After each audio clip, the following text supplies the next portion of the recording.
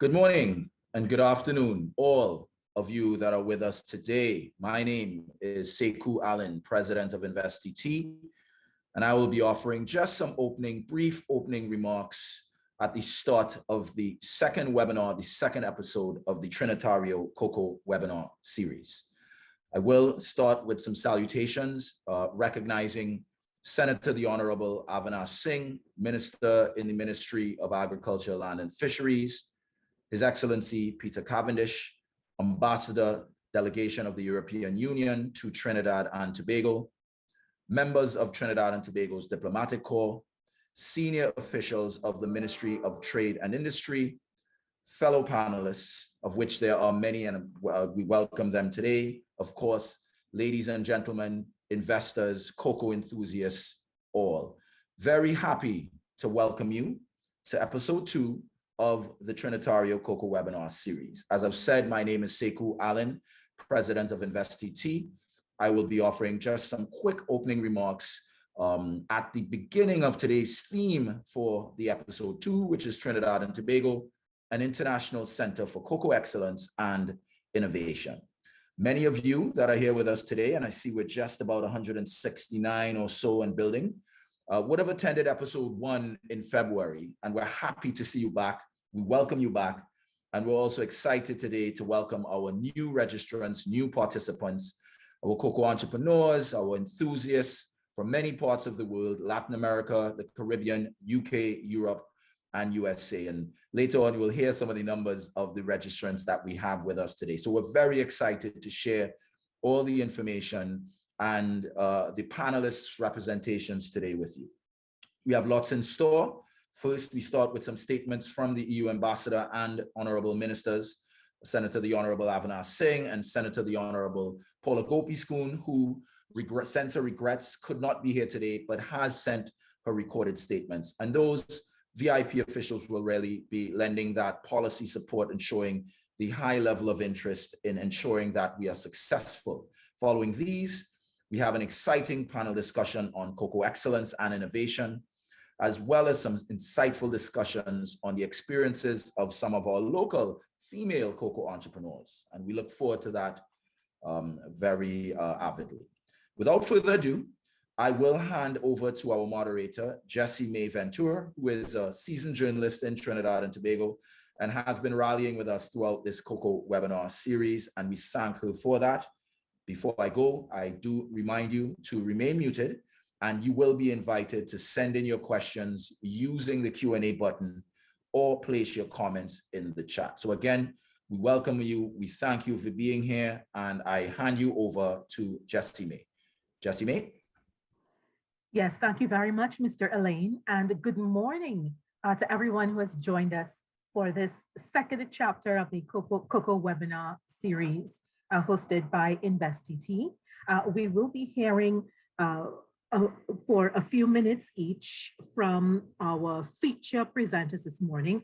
And as Mr. Elaine indicated, we will also be sharing 2 panel discussions with you, which hopefully will not only stoke the fire that's within you to get involved with the Trinidad and Tobago cocoa business, the Trinitario cocoa business, but also pave the way for you to take those concrete steps that will link you up with the people here and elsewhere to get you into business. I'd like to open the floor now for the first of our featured speakers, His Excellency Peter Cavendish.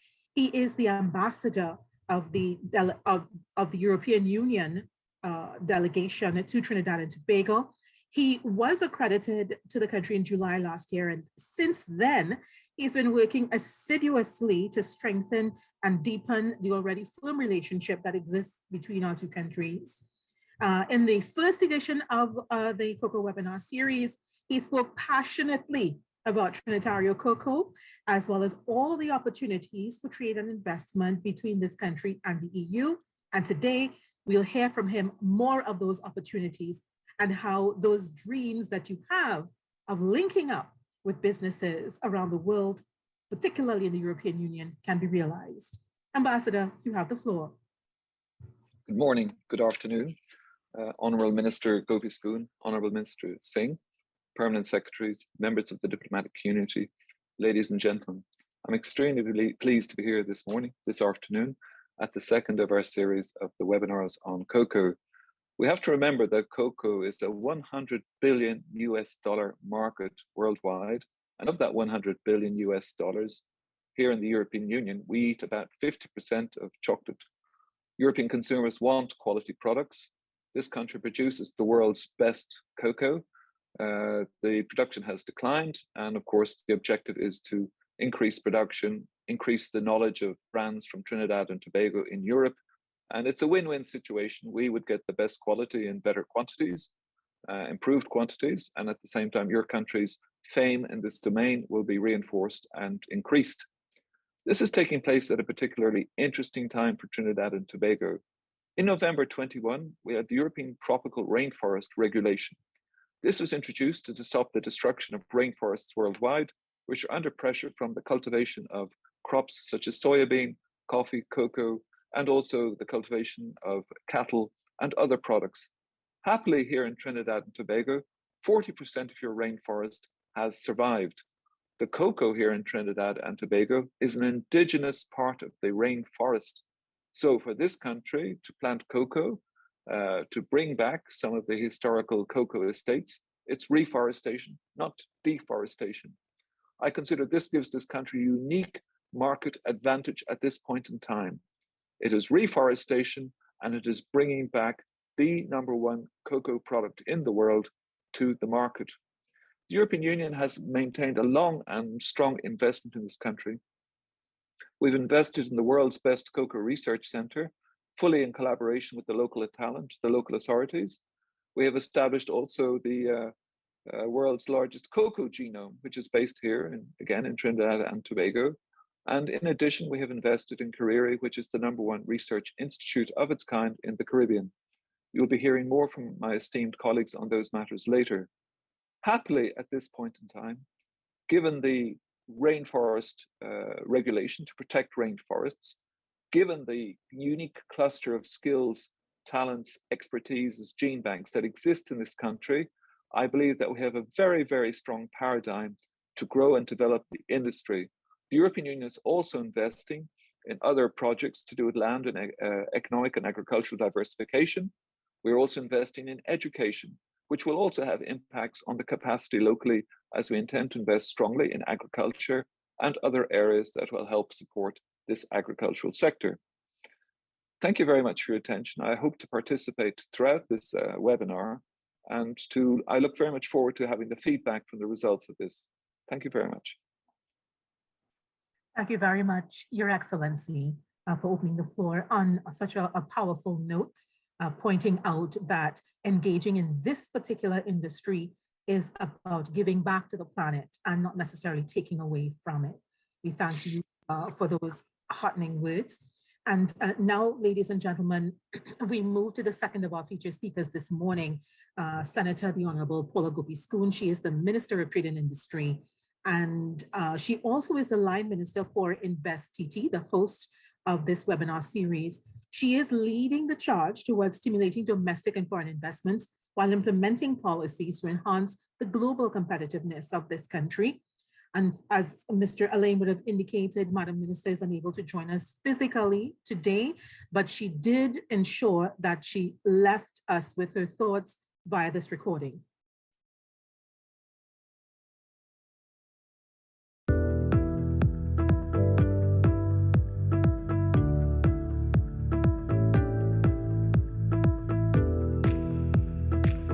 Good day. Once again, I have the honor of addressing the second installment of the Trinitario Cocoa Webinar Series titled Trinidad and Tobago, an International Center for Cocoa Excellence and Innovation. The collaboration between the Ministry of Trade and Industry and InvestTT Limited with the delegation of the European Union to Trinidad and Tobago to host this three-part series demonstrates our country's desire to become a global leader in cocoa and chocolate processing. Episode 1, which was themed Exploring Opportunities in a Fine Flavor Cocoa Paradise and hosted in February, was attended by over 400 guests. The event fielded 35 investment interests in the areas of agriculture, manufacturing, tourism and hospitality, consumer products, and retail. Participants representing 32 countries, including the United States of America, Belgium, United Kingdom, Jamaica, Suriname, and Dominican Republic, explored opportunities in production, land investments, and the creation of value-added products through business-to-business meetings. As worldwide markets continue to offer innovative techniques and competitive product development for premium and specialty chocolates, the demand for certified and single-origin cocoa has increased. In 2021, exports of chocolate and other preparations totaled approximately $117 million. And I'm pleased to note that within the first quarter of 2022, cocoa exports exceeded $58 million with a gross mass of 1.2 million kilograms. These exports included raw cocoa beans, chocolate in blocks, slabs bars, cocoa butter, fat and oil, cocoa powder, and finished product. As a result, our cocoa products have been able to reach European Union countries, including non-traditional markets such as Malta and Norway. This progressive expansion of production is largely due to efforts by our farmers, our entrepreneurs and partners who ensure that the unique qualities of the Trinitario bean are inextricably tied to Trinidad and Tobago, and that the products we produce meet the highest international standards. We have developed a reputation for uniqueness and quality, and it is important that our local talent and products continue to be recognized regionally and internationally. After 8 wins at the International Chocolate Awards and 3 at the Cocoa of Excellence Awards for unique flavor profiles and recipes, I look forward to Trinidad and Tobago also being known for our chocolate almost as much as our carnival. Cocoa innovation was also demonstrated by the Ministerial Cocoa Farmers Cooperative Society Limited, a small cooperative consisting of 56 registered farmers who made significant strides in successfully obtaining geographical indication status for its Trinitario cocoa production in the Montserrat Hills. The farmers were able to sell their produce at a premium price on the domestic market as a direct result of achieving this intellectual property milestone, which also led to a considerable increase in demand from purchasers in other countries. Geographical indication essentially demonstrates that the Trinitario bean is distinctive from any other bean anywhere else in the world. It is this distinction that assures buyers of superior and consistent flavor and quality, which maintains its competitiveness of the Montserrat cocoa farmers and, by extension, Trinidad and Tobago in the industry. Furthermore, cocoa excellence and innovation also stem from the source. Well-maintained cacao estates, grown in suitable conditions, best practice harvesting techniques, and modern preparation methods. Thus, our farmers play a critical role in maintaining agricultural sustainability in order to meet and maintain cocoa standards for the European, international, and local markets. Our domestic manufacturers recognize the significance of attracting new consumers who demand new gourmet products by matching innovative flavors with locally grown food and local cuisine, which adds value, emphasizes the bean-to-bar model, and broadens the benefits to other sectors. Given the unpredictability of markets and supply chains, it is important that the government continues to provide relevant support and incentives to entrepreneurs and innovators to develop and grow their businesses. The Ministry of Trade and Industry's Grant Fund facility has increased the possibility for cocoa and chocolate manufacturers to purchase new capital assets for the production of new flavor profiles and to improve processes. Export TT, the National Export Facilitation Organization, has also approved tiered funding through the Research and Development Facility to assist entrepreneurs in bringing concepts and ideas emanating from this industry to reality. In addition, under the International Certification Fund, entrepreneurs have received funding for international certification in food and beverage to meet the quality and safety standards of international markets. The government's commitment to our cocoa and chocolate producers is built into our long-term National Development Strategy, Vision 2030, and a more recent Phase 2 Roadmap to Recovery. This underscores our commitment to diversify the economy through the non-energy sector by building on our unique product offerings, giving priority to an innovation-oriented and entrepreneurial culture in technology, and enhancing the competitiveness of the local private sector, among other initiatives. As I close, I wish to highlight the importance of innovative trends that are emerging in the chocolate market as consumers seek products that are both palatable and healthy, with more nutrient-rich ingredients. 2 weeks ago, I toured the manufacturing facilities of Angostura Limited and Trinidad and Tobago Fine Cocoa Company Limited, and was pleased to see the level of innovation being incorporated, both in the production of Angostura's cocoa bitters and also the production of chocolates by Trinidad and Tobago Fine Cocoa. I was privileged to sample their gourmet chocolate truffles that incorporated local fruit flavors. And I must commend local chocolatiers who have been introducing local fruits, such as pineapple and coconut, guava, mango, sorrel, and peppers into their confectionery profiles. These types of niche products show the potential for innovation and value added and unwrap opportunities for new export markets and increased foreign exchange earnings. Manufacturers are progressively discovering opportunities to increase their influence in this niche market. As a result, I encourage all of you to further collaborate to take advantage of the thriving e-commerce platforms which have enabled firms to improve their customer exposure.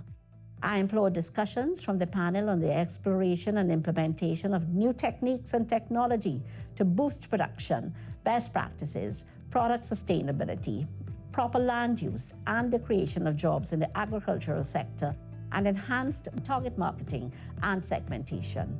I wish to express my gratitude to His Excellency Peter Cavendish, Ambassador, Delegation of the European Union to Trinidad and Tobago, for his insight to collaborate with InvestTT to execute this webinar series with specific emphasis on Trinitario Cocoa.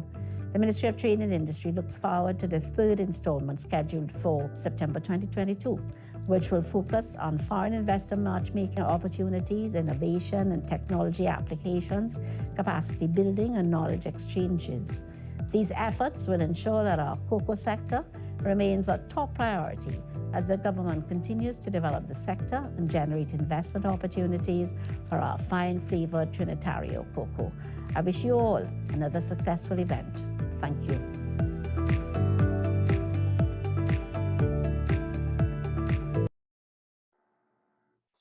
And that was Madam Minister, Senator the Honorable Paula Gopi-Scoon, Minister of Trade and Industry, giving us some serious food for thought and talking about incredible opportunities, also giving an update on what happened following the first edition of the Cocoa Webinar Series. Definitely good news, and we expect to see more of that activity taking place after this webinar today. We move now to another senior government official who is joining the discussion today. I'm pleased to welcome Senator the Honorable Avinash Singh. He is Minister in the Ministry of Agriculture, Land and Fisheries. He holds a BSc in Environmental and Natural Resource Management, as well as in Agricultural Science from the University of the West Indies in St. Augustine. And he also recently obtained his MBA from Anglia Ruskin University. He is passionate about food security issues, and he also is serious about the business of food production. Without further ado, Minister, you have the floor. Thank you kindly. Let me recognize my colleague, Minister of Trade and Industry, Senator the Honorable Paula Gopi-Scoon, Ambassador, Delegation of the European Union to Trinidad and Tobago, His Excellency Peter Cavendish, Director, Cocoa Research Center, the University of the West Indies, and one of my former professors at UE, Professor Omaharan, President, Investment Promotion Agency of Trinidad and Tobago, InvestTT, Mr. Sekou Alain, Chairman, Caribbean Industrial Research Institute, Cariri, Mr. Hayden Ferreira, other specially invited guests, members of the media, ladies and gentlemen. Good morning and good evening, wherever you are. And I want to extend a heartfelt thank you for this privilege in addressing this second episode of the Trinitario Cocoa Webinar Series for 2022. I say this on the backdrop of representing the Honorable Minister of Agriculture, Land and Fisheries, Senator the Honorable Haji Kazim Hussein. Permit me to also extend my heartfelt courtesies to the organizers of this event, and in particular, our very own Ms. Jessie May Ventor, the veteran media and communications practitioner who has the distinct honor of serving as our moderator for the session. Allow me at this juncture to capture as briefly and as comprehensively as I can the ministry's vision and strategies of the revitalization of the cocoa industry and the many agricultural and agro-processing incentives available to farmers and entrepreneurs within the sector. In its thrust to diversify Trinidad and Tobago's largely energy-based economy, the government of the Republic of Trinidad and Tobago has identified cocoa as a strategic crop because of its global potential and Trinidad and Tobago's comparative advantage as an exclusive fine flavor cocoa producer, a status which has continued to retain, which we continue to retain. The country's reputation for this premium crop continues to be cemented through its successes at the International Cocoa Awards, growing demand and the premium prices it fetches in the global marketplace. It is acknowledged that cocoa production has been on the decline and the country is not benefiting from the full potential of this crop in terms of foreign exchange earnings, contribution to food security, increase in entrepreneurial activity, agrotourism, employment, and rural development. The Ministry of Agriculture is committed to revitalizing expanding the sector through the development of the entire cocoa value chain and by making it an integral part of the country's agroforestry systems, thereby creating environmental, economic, and social benefits to Trinidad and Tobago. The ministry, in pursuing this objective through its implementation agency, and that is the Cocoa Development Company of Trinidad and Tobago, which is tasked with implementing various strategies, some of which include increasing the national production of high-quality fine flavor cocoa beans from current acreages in the short and medium term to serve mainstream fine flavor export markets and ultra niche export markets and domestic value market chains. Creating and managing a recognizable Trinidad and Tobago brand image to assure that our cocoa and its products maintain their high-quality reputation in the global market. Developing new acreages and rehabilitating abandoned acreages to boost production to meet growing global demand for sustainable fine flavor cocoa. Training farmers to grow cocoa using different cropping systems, such as agroforestry and multi-companion cropping, which are more sustainable in the long term as they increase farmer earnings, contribute to food and nutrition security, and preserve the environment. Supporting and promoting the development, manufacture, and use of local cocoa value-added products and seeking lucrative export markets for these products. Promoting agrotourism by creatively using Trinidad and Tobago as a cocoa destination. And we've heard Minister Paula Gopiskun link it to almost creating the cocoa sector to be comparable to our carnival. Increasing entrepreneurial activity in cocoa to boost rural development and employment, and supporting and facilitating private investment in the sector by identifying cocoa lands available for investment and brokering discussions with potential investors. Despite the challenges facing the sector and the ministry's implementation agency, there has been some success in rolling out these strategies and excellence and innovation in cocoa being pursued. And some of these activities, namely such as promoting quality by providing training and processing techniques that have resulted in farmers producing very high quality beans and unique with exceptional flavors.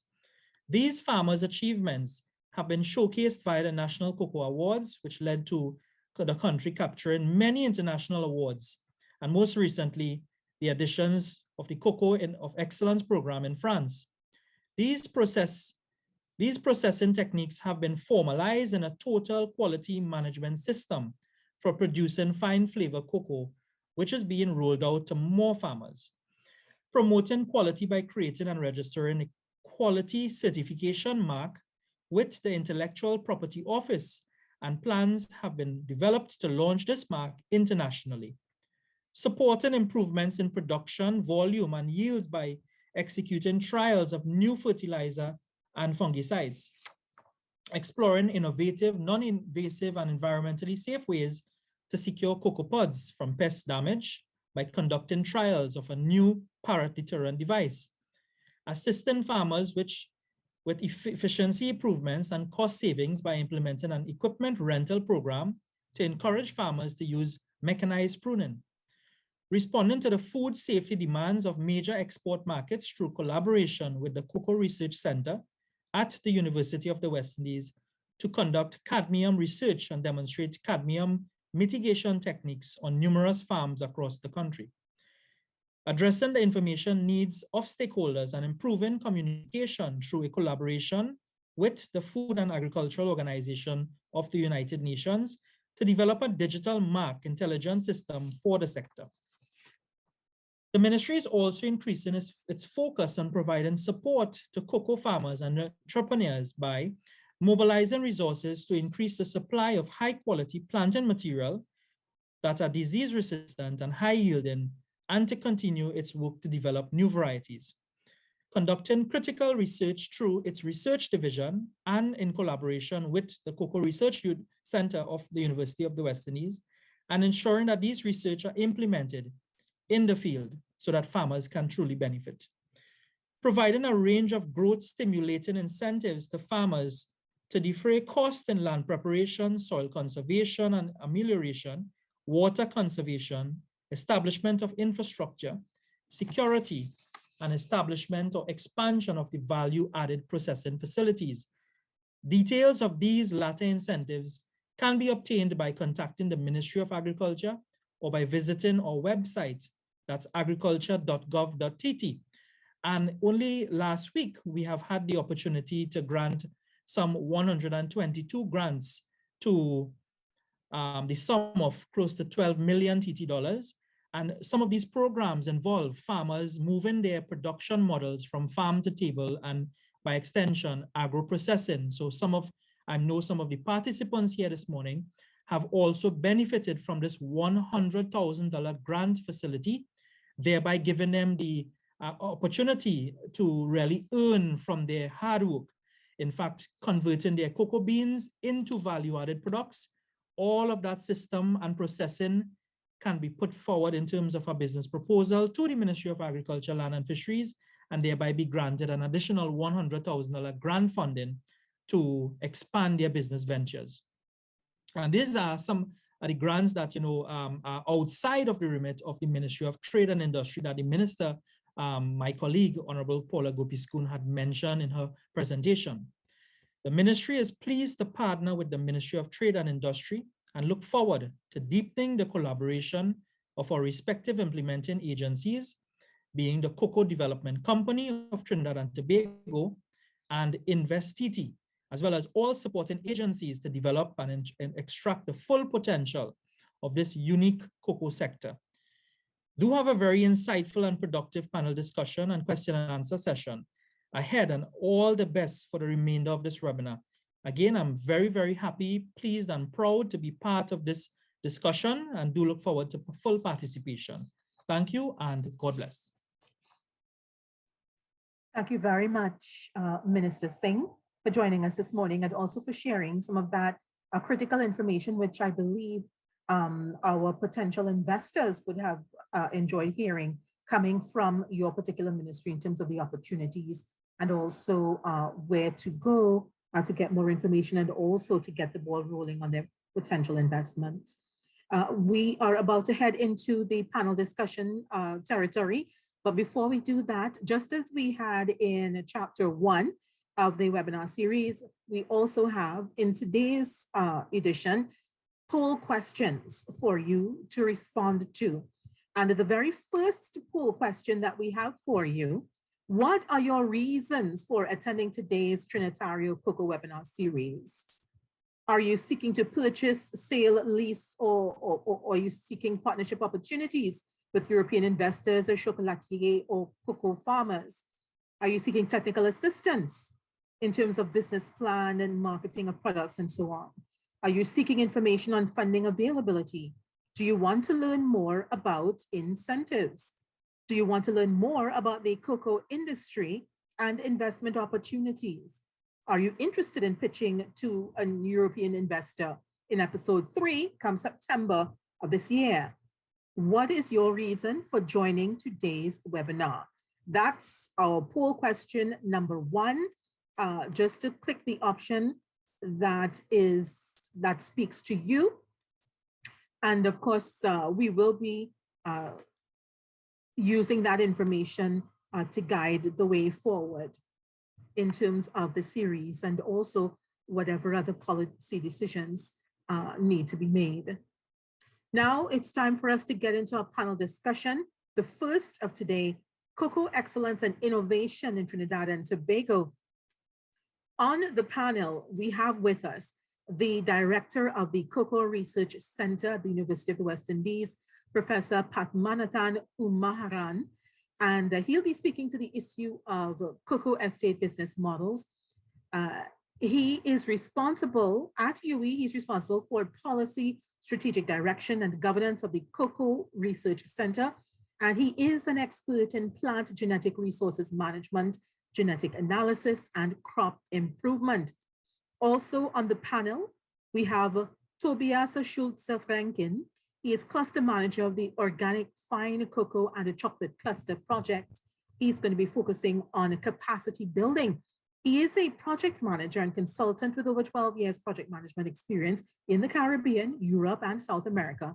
And he's worked with international development agencies, academia, and not-for-profit organizations. His specialty area is in innovative business and sector development, resilient business models, and financing new ventures. Our third panelist is Mr. Hayden Ferreira, chairman of CARIRI, the Caribbean Industrial Research Institute. CARIRI, of course, widely recognized as a center of excellence, leading and serving through innovation and technology, and it is firmly committed to local and regional development. Mr. Ferreira will be looking at how to amplify cocoa innovation and entrepreneurship in Trinidad and Tobago. Our fourth panelist, you've met already, President of InvestTT, Mr. Sekou Alain. He himself is a strategic business development professional, and his primary focus at InvestTT, the National Investment Promotion Agency of TNT, his focus is to strategically improve the visibility of Trinidad and Tobago as an investment destination of choice and to enhance its ability to attract new investments. That is our panel for this first panel discussion that we're having here today. Gentlemen, good morning. Thank you. And let's get started. I know each of you has a few remarks that you would want to open the floor with. So we begin with Professor Umaharan. Good morning to you, Professor. Good morning, everyone. Give me a minute to share my presentation.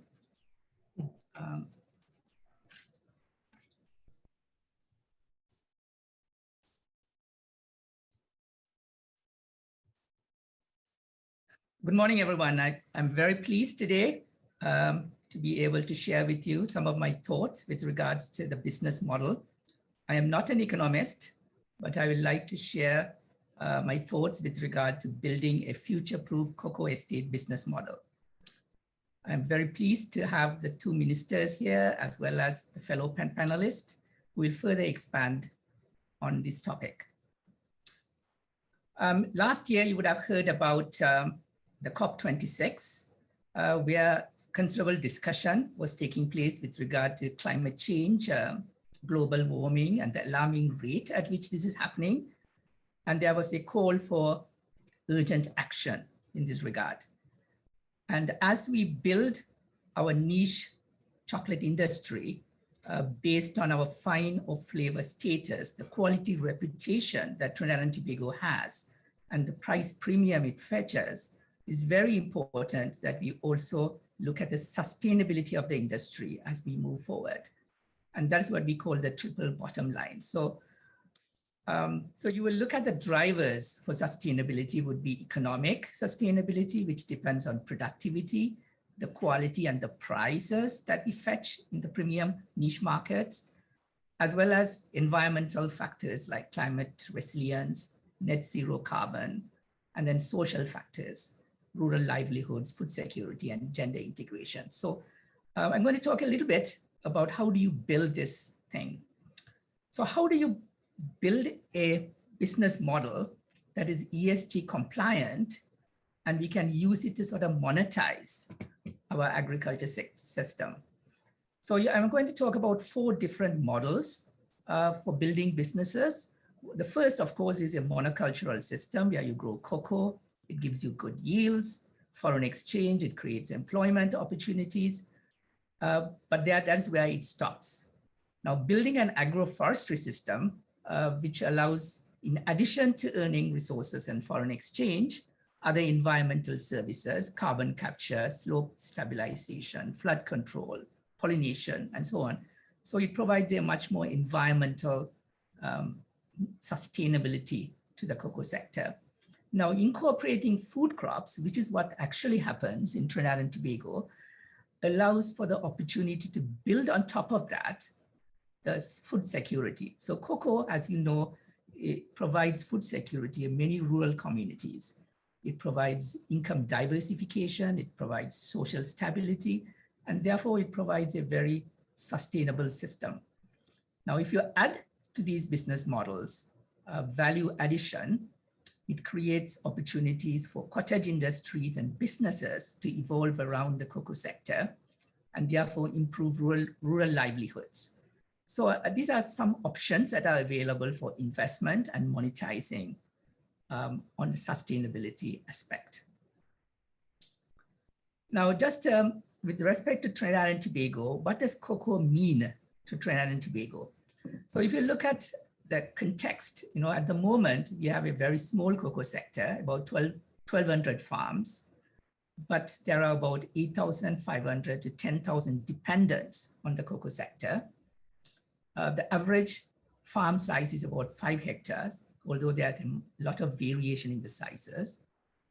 And if you assume a productivity of 1 ton with the 6,000 hectares that we have in production, we should be able to get at the prices that we get at the moment, $36 million US, which accounts to about 1.2% of the budget. Now, if we add value addition to it, and if you can add value to it, then conservatively, we are talking about 250 million US, which is about 3.5% of our budget. It makes a lot more sense in our diversification efforts. Now, if you think about an approach doubling the acreage that we have and doubling the productivity, because we are really at the low end of the productivity, then you are talking of a much larger business opportunity in Trinidad and Tobago, which accounts for 14% of our budget. Now, in this analysis, I didn't take into consideration the accessory crops. Now, I looked at a yield of plantains, for instance, at the lower end, about 7.5 tons per hectare. It's a very low end. It can go up to 20 tons. And at a value of 1.3 US per kilogram, which is the value at which sells at the moment, you can make 240 million US if you double the acreage. And so therefore, having this combined business model allows us to really build a business for Trinidad and Tobago that can contribute to our economic sustainability. So now let's look at the farm level. I want to look at a small farm, 10 hectare size farm. What would be the business opportunities look like? When you increase the acreage, of course, it will expand.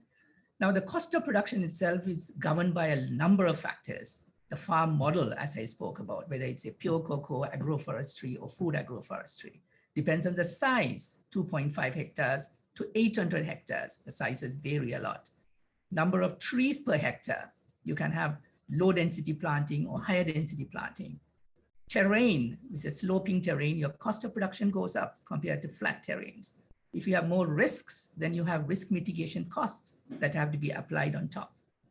And the total labor cost is varies between 40 to 50, 60% of the total budget. So I had done a small survey of cocoa farms in Trinidad of various sizes, and to convert it to a common denominator, the farms vary in the per unit tree cost per year from about 1.2 US per tree to 2 US per tree, based on the numbers that they said. And that translates into about 900 US per hectare to 3,200 US per hectare to manage a cocoa estate.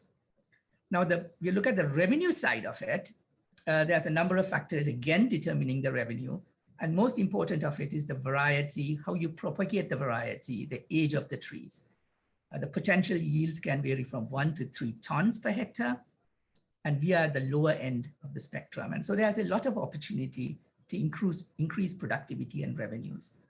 The number of trees per hectare is another factor. A lot of trees in the estates have died over time, and that's called attrition. And every dry season, we lose about 1 to 5% of the cocoa trees. And if there's no consistent replanting pattern, then you're going to lose trees and therefore the yields. The post-harvest processing capacity, having that capacity increase your profitability 1.6 times. If you have a long dry season, having irrigation increases your profitability 2 times. If you have a fertility management with pruning, it increases your production another 2 times. And pest and disease management, you can improve your production by 1.6 to 2 times. So all of these tell you that there's a lot of variability in how much revenue you can earn by the level of management that you apply.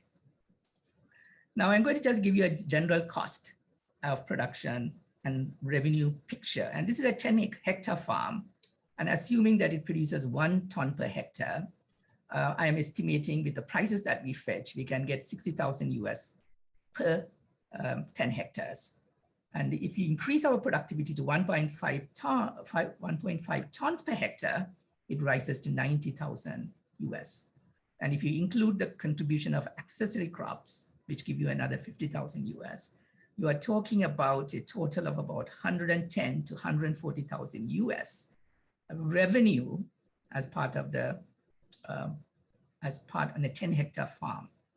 And then if I apply the cost of production that I have come up with, which varies, I said, depending on the farm, from 900 US per hectare to 3,200, then you are looking at a profit around 100 to 130,000 US. If you are looking at the cost at the lower end, and at the higher end, you get about 78,000 to 100,000 US. So this is a just ballpark figure of if you have a well-managed cocoa estate, what you can actually earn. And this is a 10-hectare farm. If you have 100, 200, 500 hectares, then that increases the potential. But what we are doing at the Cocoa Research Center is to really help understand what are the drivers of the cost of production and productivity in different parts of Trinidad and Tobago. We have mapped the region for various risk factors, various productivity factors, and we are in the process of trying to estimate the cost on a very nuanced level so that when farms are established in different parts of the country, they know exactly what their profitability would be. So I think this, along with the innovation system that we have at Trinidad and Tobago, the genetic resources we have in the International Cocoa Gene Bank, makes Trinidad and Tobago a heaven for cocoa investment. Now, we have to remember that cocoa production is not only about profits, it's a triple bottom line that we are after: profit, planet, and people. So we are looking at a comprehensive approach to building niche markets for our products and adding value to the cocoa that we produce. Thank you very much. That's my opening statement, and I would be happy to answer any questions that you may have. Thank you. Thank you very much, Professor, for a very comprehensive opening statement. I know that just by what you said, you would have answered a few of the questions that we have coming into us already, and but we will bring them up during the discussion session in just a bit. Right now, I want to switch over the floor to Tobias Schultz of Rankin, Cluster Manager of the Organic Fine Cocoa and the Chocolate Cluster Project. The floor is yours. Thank you very much, Jessie May, and good morning, good afternoon, and good evening to everyone joining here. All protocols are observed. I'm trying to share my screen, but until the screen has been released, so to speak, from the last presenter, I cannot do so. So please, Professor or somebody, please give me access to the screen to share. In the meantime, I would like to greet you from Germany, where I am currently. Usually I am a resident in Trinidad and Tobago. And just a little bit about myself, I've been working in the space for the past 10 years. And this has basically started with an engagement for a German chocolate company, Rausch, in 2013, and then I've been working with the Cocoa Research Center on a International Fine Cocoa Innovation Center project for a couple of years. And then through the company that I founded with a business partner, Übergreen, we conceptualized this project that we basically labeled the Organic Fine Cocoa and Chocolate Cluster Project. And this is currently being supported by Compete Caribbean, by the Compete Caribbean program of the IDB. So just to give you a quick introduction about what this project is all about, and then obviously I would really like to engage here with the panelists, so I will keep it short. But the project highlight is really that this is a private sector initiative that seeks to be the catalyst for more sustainable growth in the cocoa industry, regionally, but specifically in Trinidad and Tobago, and sustainable from an economic, but also, of course, an environmental and social point of view. The three main objectives here are generating foreign exchange, creating diversified employment, and particularly promoting women entrepreneurs in our group.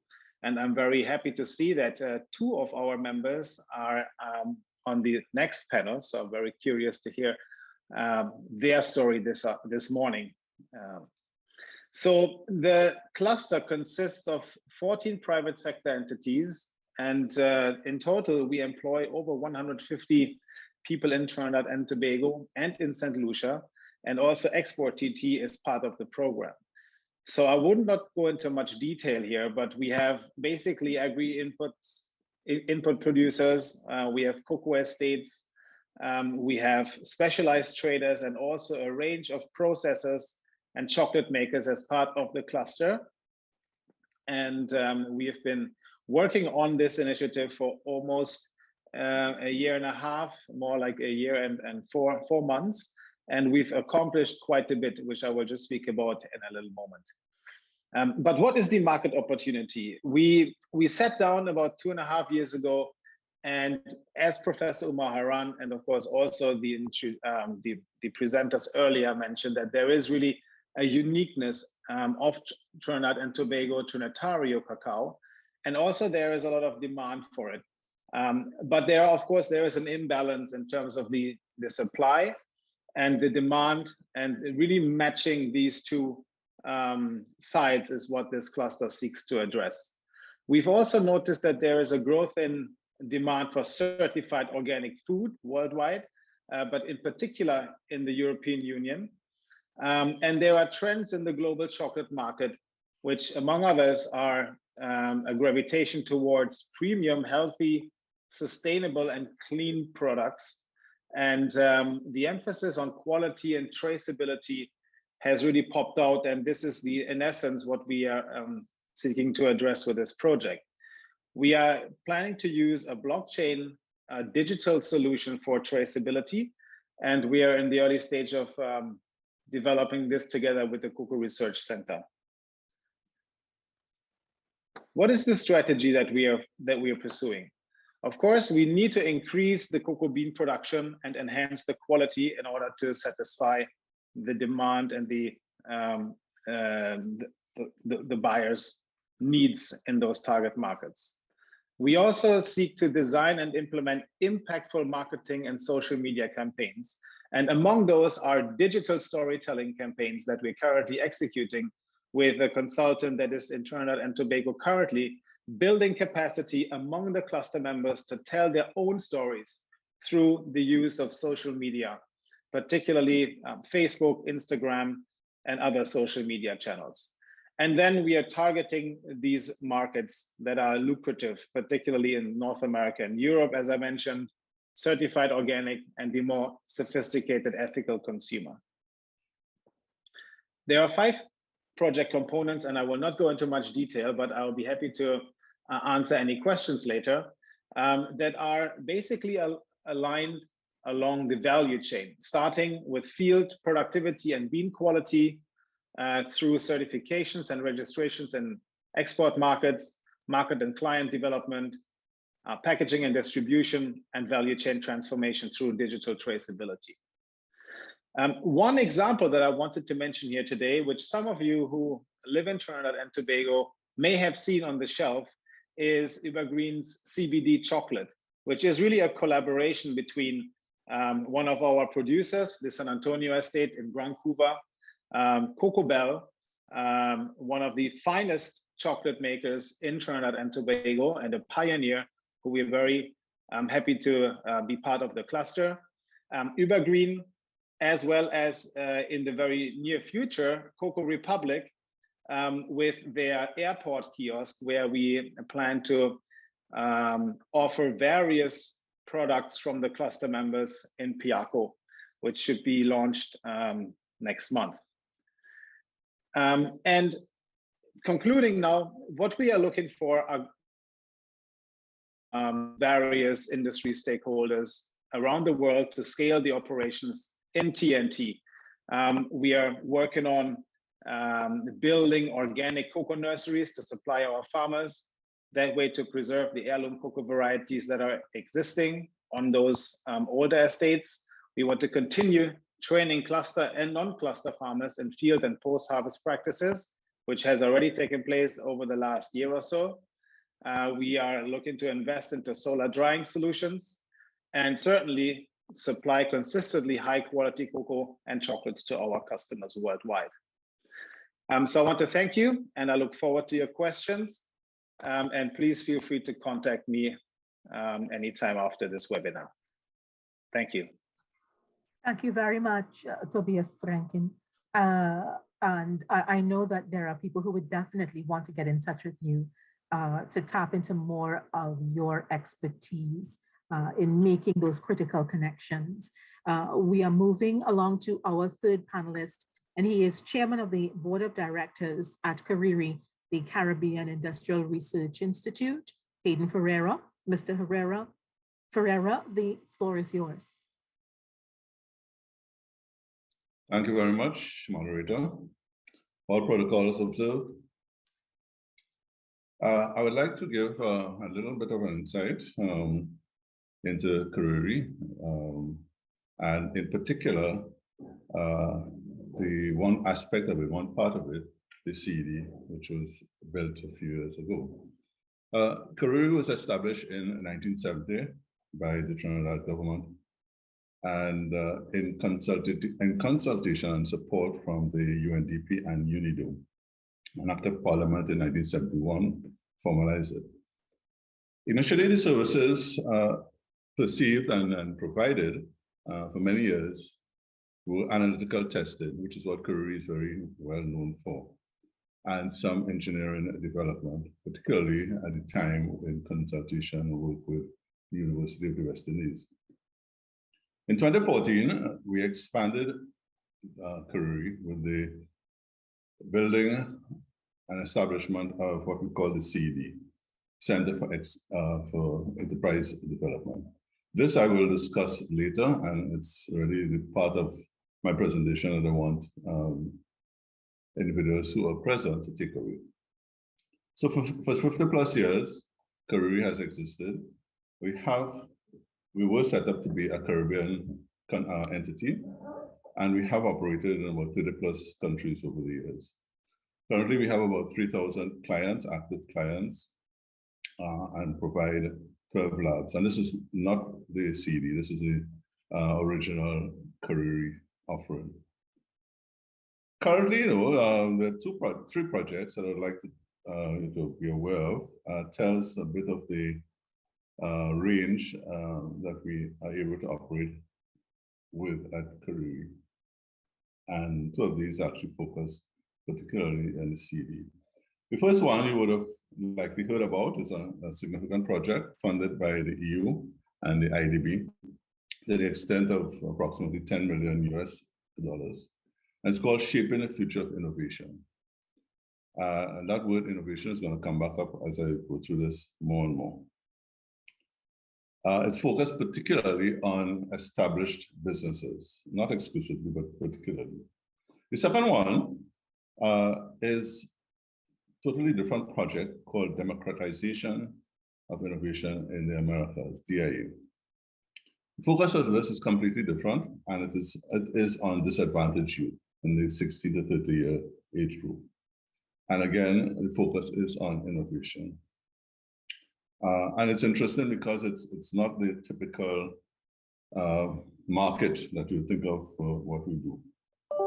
And the third one, not about innovation at all, but just to make the point about the range that can cover, is the first project that we've had from the Green Fund, and its focus was on mediation of pesticides, of particular pesticides in crop, trying to lower the presence of residual pesticides in crops. And that tells you a little bit about the area that we cover. I'll now touch a bit on the CED.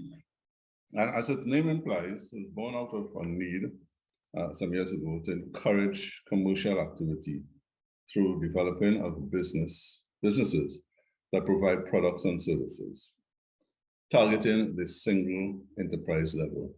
And I was very interested to hear both previous speakers in the presentations recognize the fact that, or the reality, that as much as we do on setting the stage, ultimately, it depends on the actors on the stage. And in what we're talking about here, the actors are the individual businesses or the individual farmers who are responsible for making a success or not to the national or larger context. I'd like to just share my screen now for the purpose of the short presentation I have. Right, I think we've all seen this reasonably well. The CD consists of, I think this model just is trying to explain what we do. Because I've often found people are not understanding, not being aware of the presence of it, and finding it difficult to understand what we do. Basically, as I've just seen, we focus on individual components of economic life. And in our context, that could be anything from an entrepreneur, a startup company, someone with a good idea, or it could be micro, small, medium enterprises in Trinidad's context. So we cover the whole gamut of clients possible who might need help developing ideas and enhancing their business success. The purpose of all of this are the outcomes, which are really the solutions, and this is just a range of needs that range of clients tend to have. Solutions, proof of concepts, mentorship, training, licensing, commercialization, and of course, the ever-present intellectual property that more and more comes up these days.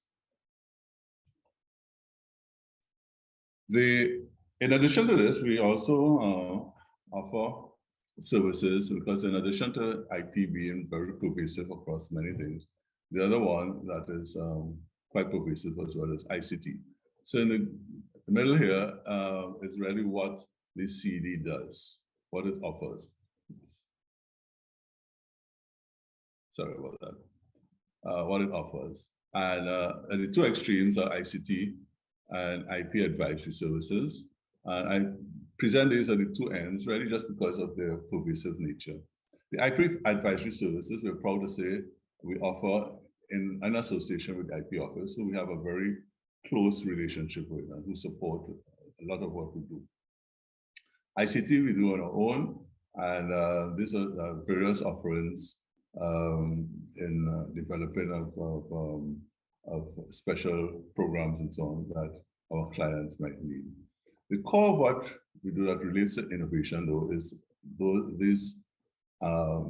in these circles in between. And it ranges because of the range of our clients. So there may be a client who's a company who wants to do an analysis of their readiness vis-a-vis innovation. And that's what the IGAP or innovation gap analysis is about. The IAS are innovation advisory services. Again, often needed by more developed business entities. The business hatchery and business incubator are targeted at those developing entities. So these generally are the individual entrepreneurs or companies that are just after startup phase. And this Tech Bay is one that we're very, very proud of, that has received a lot of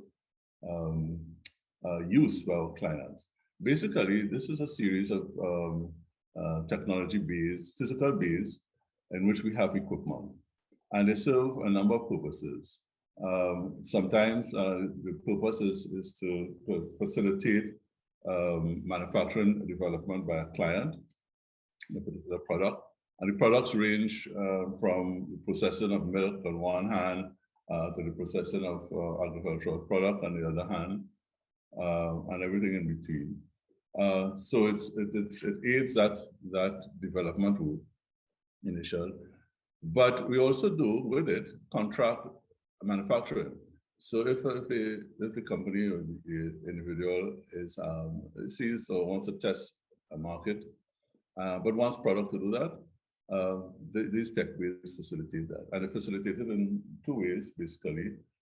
We can actually do the manufacturing for the client, or we can rent him the space for a particular time to do his work. And these are all of these facilities are located at the CD. The CD is located in Freeport. It was put there to be a little bit central to what we thought were a lot of our clients at the time. So that's in a bit of a nutshell as a CD. Two other points I think worthy of mention because they're very important. The first is that we don't operate in a singular manner in all of this. We have a number of close associations. I mentioned earlier multilateral organizations like the EU and the IDB, who have stayed close to us over a number of years. We're very proud of those relationships because we have been able, through them, to satisfy some of our needs and some of their needs as well, coincidentally. Government agencies, ministries, and various other agencies like InvestTT, as we have today, and various other government agencies. We have as well, we do work with and have support from chambers of commerce and other entities like that. And one very, very important grouping outside of Trinidad, Korea belongs to a world organization of similar technological organizations. And these are based in all of the major countries of the world. We're very close to the ones in South Africa, India, and China, and in several European countries. In fact, some of the background work on setting up of the CD was done with the assistance of the Danish Technological Institute, DTI. So we have supports and linkages that provide the basis of what a lot of what we do. Just specifically on cocoa, we have have and do have and have had a very close ongoing relationship with the Cocoa Research Institute. In fact, Professor Umaharan was a board member of Kariri when we set up the CD in 2014, and was very, very supportive of it. I had a chance to visit the Cocoa Research Institute recently, and I was proud to see several of the patterns being used there as well in the business hatchery and incubator particularly, and the idea of tech wheels. But I say that to make the point, particularly that in having some similarity does not mean that we are in competition at all. The similarities are not incongruous or no in competition with the CD. In fact, the opposite is true, that we have a lot of opportunity to work very closely as we have in the past, and even more so in the future, because we are focused on slightly different aspects of the need to encourage and enhance enterprise development in the country. So today's Kariri is not only about testing, and that's the message that I want to leave more than anything else today. It's also focused on the development of business enterprises using innovation as strategy in the sense of creativity being implemented. And that's how we describe innovation for ourselves, creativity being implemented. And the two operative words that are equally important, creativity and the implementation of it. So it's not creativity for the purpose of itself alone. And that's what I wanted to say as my opening comments, what Kariri is about. Like the others, presenters, I would welcome questions at the appropriate time. And I do appreciate the opportunity of being here today. Thank you very much. Thanks very much, Mr. Ferreira, Chairman of Kariri. I'm going to dive straight into the questions, and these I'm going to put to Mr. Sekou Alain, President of InvestTT. And we've been getting a lot of questions coming in, people asking about the availability of lands for purchase to start up projects. Also, assistance in terms of linking up joint venture opportunities with locals here, and also perhaps InvestTT doing some matchmaking with international investors as well, Mr. Alain. So could you respond to some of those concerns? Absolutely. Thank you very much, Jessie May. And thanks to the panelists. Yes, that is what InvestTT's role and goal is in its thrust for diversification. Of course, specifically today, we're talking about cocoa. And it's really to connect those that have interest in investment opportunities across the value chain. And we've noted that the cocoa investment opportunity comes in various stages and interests, whether it be in increasing the production, purchasing defunct estates, getting access to those estates, partnering with those with the technical abilities to help farmers get started or improve on their production, and or value chain being tabar or agritourism opportunities. InvestTT's role, working with the stakeholders that are here with us today, as well as the Ministry of Agriculture and the Cocoa Development Company, and the minister spoke very well about some of the successes they have had, is to curate that investment interest so that, and I've been following the chat and we have team members in the chat that are responding, is to understand exactly where that investment interest is now. Is it someone that has experience in cocoa looking for a defunct estate to rehabilitate it?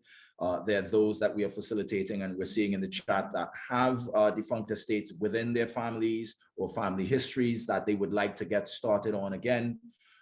Those that are looking for feedstock, for opportunities in cocoa processing, niche opportunities in cocoa processing that the minister spoke to prior. And so our role is to really curate our services and the facilitation of the investment interest in cocoa, depending on where that person is now, show them and provide to them the existing cocoa opportunities, And those opportunities in the form of an opportunity profile was presented in webinar 1, can be shared with the group here as well, and then determine what the best way is and what the connections to the stakeholders that are required to best facilitate that investment interest. So I think as a capstone response, Jesse, that would be my beginning position.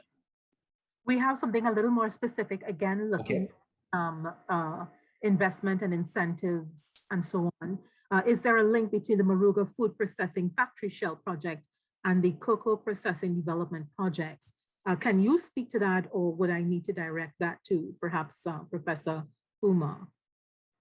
Well, I can start generally by saying that the overall intent of the Moruga Agro-Processing Park is for there to be linkages between the processing of agricultural products, as well as linking them back to the agricultural growing in that area and in the wider Trinidad and Tobago. So I won't be able to specifically speak to a particular person's project in Moruga Agro-Processing Park, but certainly that is the intent of the park itself.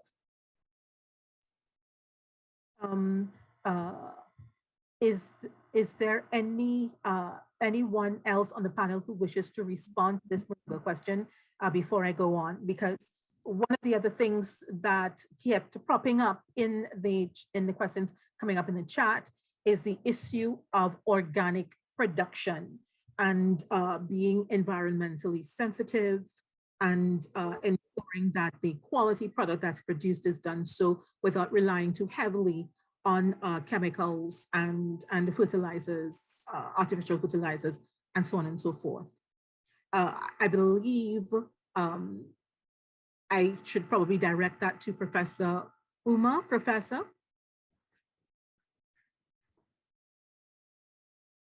Hello, yeah. Yeah. In terms of organic production, your awareness of how organic is the production of Trinitario cocoa in Trinidad and Tobago. That's a major concern that's popping up in the questions that I've been seeing popping up here. I think that's important markets that look at organic production as a means of entering into niche markets. So I think that is an opportunity. I think Tobias could talk a little bit more about it, because I think their company actually it's looking towards entering into those organic markets by certifying the cocoa estates as organic and so on. And so that provides an opportunity for farmers to get into niche markets as well, right? So Tobias, I don't know if you want to say a few words on that. Sure, thank you, Prof. Yes, I was waiting for my turn on this one. Indeed, so we noticed that there is a large trend towards organic food in particularly the, let's say, Western markets and mainland continental Europe, the UK, and also North America. This also comes with a price premium of usually between 10 and 20%, and in some instances it has almost become an entry requirement for some supermarket chains, for example, that exclusively offer certified organic products. So we see that there is certainly growth in that aspect of the industry. And maybe also to answer your question with respect to the state of cocoa estates in Trinidad and Tobago, we've noticed that there are quite a few that are sort of organic by default, because farmers have not used any chemicals over the past couple of years. And there is certainly a process towards organic certification, which can take up to 2 years if chemicals have been used prior on the land. Then in those instances, the estate will be sort of in transition towards organic certification and has to prove that only agri inputs have been used that are in compliance with the standard.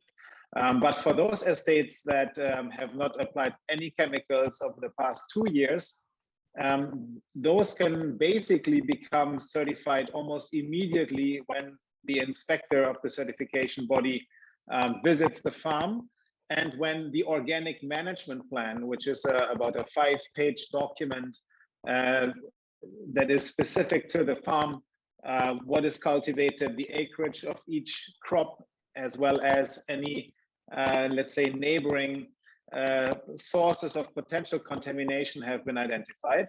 And then the process can be very, very swiftly towards certification. Just a quick comment here that came in. Carbon capture and the forest permaculture model should be explored as cocoa needs shade. One can be paid for maintaining their shade trees along with the cocoa.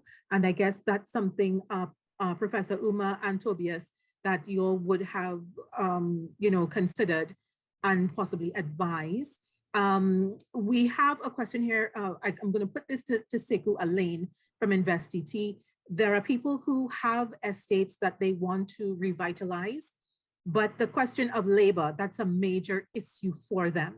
Is InvestET also going to be assisting with that aspect of it, making sure that not only do they link up the partners, but they also help with, or at least facilitate employment, the employees to help work on the estates? Absolutely. And so labor is always a very big question across the sectors that we facilitate. And we know that question would arise in cocoa, and our role is twofold. From a policy perspective, the extent to which that labor question is impacting all that are trying to increase cocoa production, we would want to work with the Ministry of Agriculture, Trade and Industry and UE to determine what the best ways to address that labor question is, as well as technology that can address the need for a certain amount of manual labor. And the second is to, on an individual basis, to the extent that one has a defunct estate, again, coordinate with the stakeholders for the training and the access to the business knowledge, as well as the labor pool required to get that particular project up and running. So again, as these questions arise, then you're putting your specific contact details in the chat group. My team will be contacting you to start those conversations. And if I may add to this just very briefly, we've also noticed that you can really reduce the need for labor when the design of the estate is well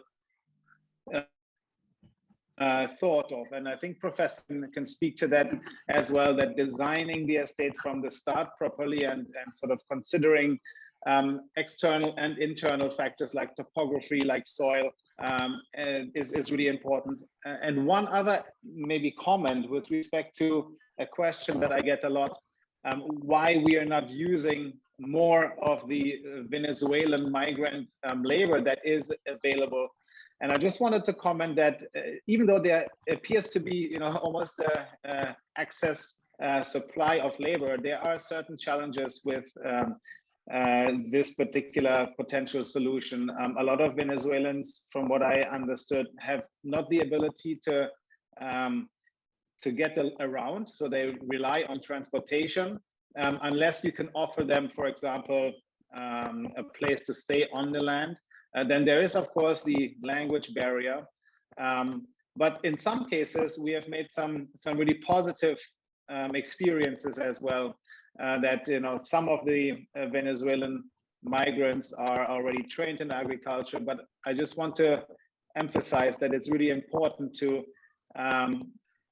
devise a strategy and very clear selection criteria on who you decide to invest into as an entrepreneur, because there's a lot of time and resources that are required to train folks, and if they decide to leave the country after 6 months, then this is a heavy loss for the company. So this is just a quick comment. Professor, would you like to just maybe quickly add on this? Yeah, thank you, Tobias. I think we had done a focus group meeting with cocoa stakeholders to understand labor needs throughout the cocoa industry, and we had developed a policy brief for the Ministry of Agriculture. And I think the previous minister was considering it, considering the policy position. And I think the Cocoa Development Company has also been looking at it. I think when we look at the industry, the small farmers, generally the labor requirement is very limited. and the large majority of the farmers in Trinidad and Tobago are very small farmers, and their farm family labor itself is able to ensure that they can manage it, except for the harvesting season. Whereas the larger estates, on the other hand, need the additional labor. And we had put in a proposal to set up labor groups, as what Tobias had mentioned, to train them very well and be able to use them across the country to support the major activities like pruning and harvesting, processing, and so on.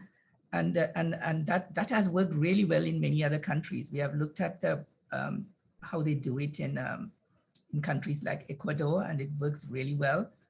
So I think these are some approaches I think we can look at. It allows opportunity for employment for persons, and that model that has been done in many other countries could be developed in Trinidad and Tobago. Sekou, Elaine, would you want to add to that before I wrap up this panel discussion? No. Again, these are the stakeholders that we would be working with depending on each individual project to determine the best practices to approach these investments. That's what I would say to cap off. All right. Gentlemen, I'm going to wrap up the panel discussion now because we do have the ladies waiting in the wings to share their experiences with this industry. Thank you so much, Sekou Elaine, Tobias Franking, Professor Umaharan, and Mr. Pereira for sharing your expertise with us. Just for the benefit of our participants, many of the questions that you've been sending in are quite specific. We will be filtering those to the requisite people, and we'll attempt to get responses to you directly. Our colleagues at InvestTT are monitoring your concerns, and they will seek to address them as best as possible. Very quickly, before we go to the second panel, I've got to let you know about the second poll question. We need to know, who are you? Are you a cocoa farmer? Are you a chocolatier? Are you a registered entity? Are you an operation who's been in TNT for 5 years or more? Are you an international company? Are you operating as a processor in cocoa? Are you in possession of a business plan? I saw someone asking a question as to whether they can get help with doing a business plan. Are you in possession of a cocoa estate? Are you looking to revitalize your cocoa estate? Are you looking to sell your cocoa estate? Whoever you are, let us know so that this is going to help our colleagues at InvestTT do the necessary diligence so that they can match you with the right investor, the right project, and provide the necessary contact for you to get your business off the ground. So that is poll question 2. And thank you very much for responding to that. Our second panel discussion, which is beginning much later than we had hoped, but there was so much information to get through in the first half of today. We're going to be spotlighting Trailblazing Women Cocoa Entrepreneurs in Trinidad and Tobago. It's going to be moderated, this panel, by Vice President of Investment at InvestTT, Pramila Ramdani. She leads the portfolio of foreign direct investments into Trinidad and Tobago at InvestTT. And she basically, she has over 2 decades of international experience in entrepreneurship and innovation, and she is perfectly positioned to lead this discussion. So I'm going to hand over to Pramila Ramdani to lead this panel discussion. Over to you, Pramila. Thank you very much, Jessamy, for a wonderful job this morning in terms of sparking conversations with our panelists. And a special thanks as well to our panelists, as well as to our guests this morning. Good morning and good day from InvestTT. Good day to our global audience of cocoa enthusiasts, chocolatiers, entrepreneurs, farmers, and investors who are joining us today from over 44 countries. My very special welcome to all of you. Today, I have the distinct honor and pleasure of introducing and moderating a panel discussion with 3 trailblazing women entrepreneurs within the cocoa value chain in Trinidad and Tobago. Following our panel discussion this morning, there will be a short Q&A where you, the audience, will have the opportunity to pose questions to the panelists. I encourage you to use the chat feature on the Zoom platform to begin posing your questions. At this point, do let me take the opportunity to introduce you to our panelists. Following my introduction, there will be a short video of their respective enterprises. I'll begin with Lady Montano. Elizabeth Montano, famously known as Lady Montano, is a director of Montano's Chocolate Company Limited. She is a celebrated Caribbean businesswoman, best known for building a legendary personal brand for her son, Marshall Montano, an internationally renowned music artist. During her 40 years of legacy building, Lady Montano also played an integral role in contributing to the teaching, guiding, and counseling of students of differing educational and emotional needs. In addition to her adept ability to counsel and mentor, Lady Montano has a discerning eye for identifying business opportunities. In 2014, upon entering the chocolate confectionery market with a branded 50-gram chocolate bar, aptly called Happy Nation, as it was Valentine's Day and a carnival promotion, Lady Montano recognized that there was a great opportunity in the growing cocoa industry in Trinidad and Tobago. Thereafter, the Montano's Chocolate Company Limited, a family-owned and operated chocolate and cocoa product company, was established. Lady Montano has since led the charge in establishing the Montano's Chocolate Factory, which now produces chocolate bars, cocoa nibs, cocoa powder, and cocoa butter. Lady Montano is currently preparing to enter the export market with the fast expanding portfolio of Montano's chocolate products. Welcome, Lady Montano. Our second woman entrepreneur panelist today is Isabel Brash. Isabel is a trained architect turned chocolatier who designed a contemporary gingerbread house where Cocoa Bell and the Medulla Art Gallery are located in Woodbrook, Port of Spain. Isabel is a chocolate maker and managing director of Cocoa Bell Chocolate. As the creator of all Cocoa Bell fine flavor chocolate products, it's safe to say that Isabel's chocolates reflect a balance of form and function, as they're just as delightful to look at as they're to eat. Cocoa Bell chocolate is a fine flavor, single estate chocolate crafted since 2008 from Trinitario beans, harvested mainly from Rancho Comado in South Trinidad. Cocoa Bell pioneered the movement to artisanal chocolate, blended with local fruits and spices that celebrate and speak of Trinidad and Tobago's culinary heritage.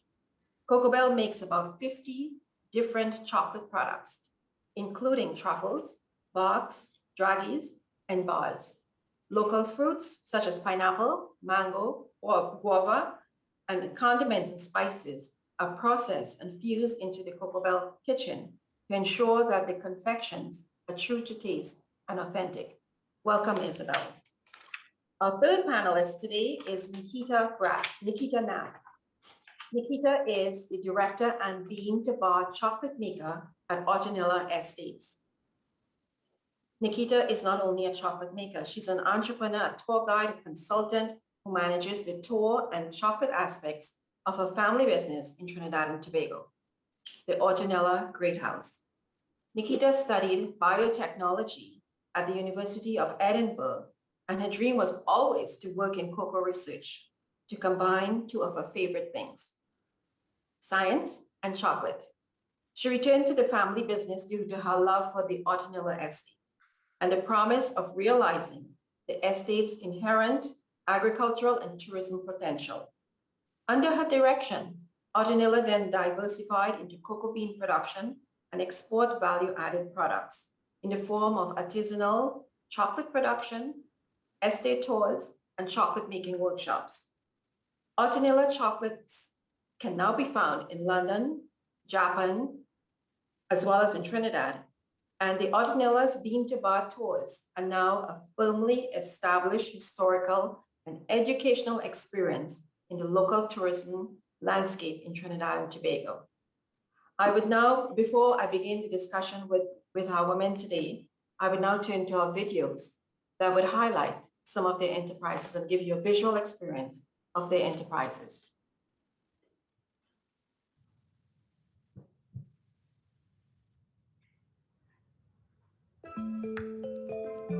In 2014, my mind just went, but we can do a chocolate for Marshall Monday. We turned it into what we call Happy Nation, because that was the theme that year of Marshall Monday. And then we decided, okay, let's make a chocolate and put it in our store at the airport. We came up with the Marshall Montano 60% dark chocolate. And then we decided we wanted to form a company. So Montano's Chocolate Company Limited is a 3-generational Montano company. We decided we wanted to export. And then to export, you had to build your capacity. And to build the capacity, we needed a new facility, Montano Chocolate Factory. And along the way, we also approached the Ministry of Trade to assist us with getting equipment. And we did what you call a 50-50. We had to provide 50%, and then the ministry provided the other 50%. The involvement in the Ministry of Trade and Industry is through the grant fund facility, where we were able to give them grant funding. What you have here is a very, very professional undertaking. At the end of the day, we're going to have finely pressed Montano's chocolate to be sold to the rest of the world and locally as well. Marcus is the operation manager. He is the man behind the running of the factory. Marshall is our brand ambassador.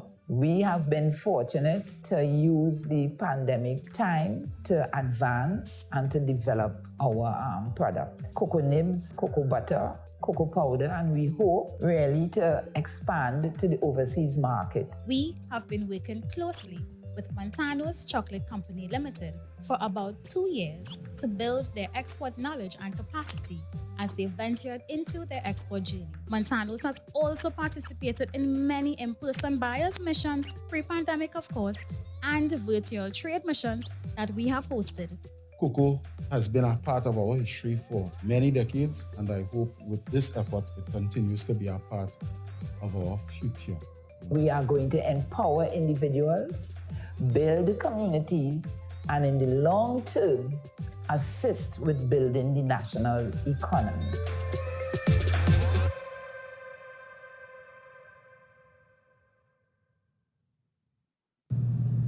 Cocoa Bell is kind of it's like a language in the form of chocolates, you know. It's like speaking Trini, but you're eating it. So it's like eating Trini, if that makes any sense. I mean, when we get that cocoa, it is already amazing. It's already infused with so much through the sorting, roasting, winnowing, grinding, you know, all the technical terms, whatever. It's just to do it, to give it what the standard it deserves, you know, from that, because it's an injustice if I don't. And I want people to know the whole story, you know. I want people to understand that it's already an amazing product before we even get it, and we are transforming it further into something else. I'm not a person that grew up on an estate and had all this experience with it. I really didn't. And it's more than just cocoa. It's the whole foodscape, you know, our whole, how strongly it's connected to who we are, and, you know, stories of where that came from and where this came from, and then all the little threads that weave us all together, especially in something like this chocolate making, which I didn't know anything about when I started. And we trained ourselves through workshops and whatever. So, I mean, I think everybody can learn this way.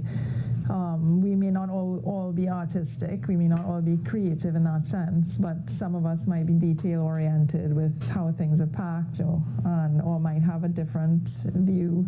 We all have an opinion and contribute, and I think, it's quite cool. I want the whole story to come together in one package, and I want the person who's unveiling it to themselves to feel you know, to feel that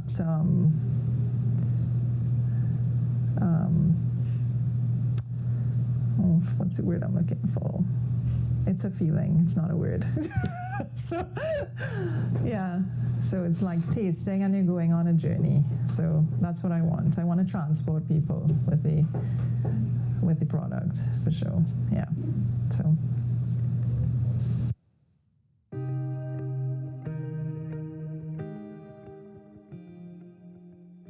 The Ortinola Great House is a national heritage building of Trinidad and Tobago, and the estate was once a Cadbury cocoa estate.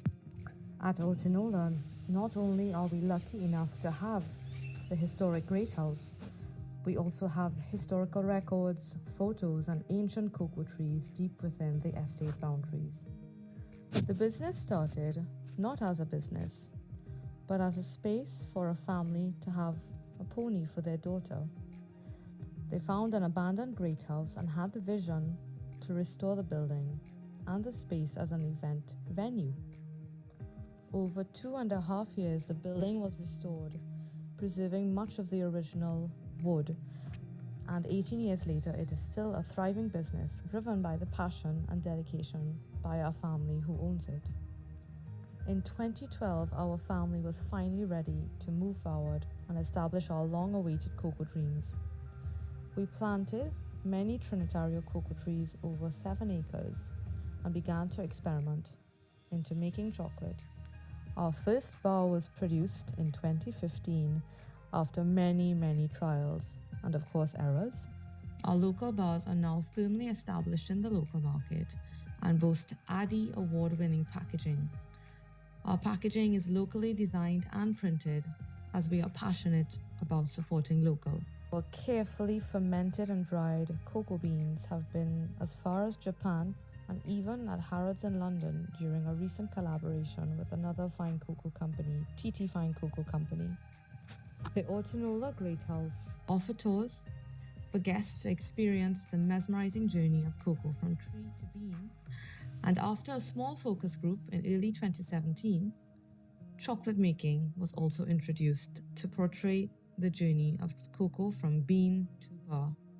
As both a family-run business and a passion project, Ortinola is a unique historical site of Trinidad and Tobago that has an incredible amount of potential as a national landmark. It is our honor to be part of the rapidly evolving global cocoa landscape and enjoy the beauty that is Trinidad's rich cocoa heritage.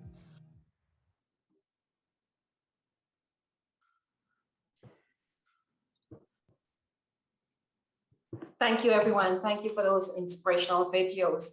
So now we're going to take a deeper dive into their success stories, their innovation, their fusions around the world, their chocolate products.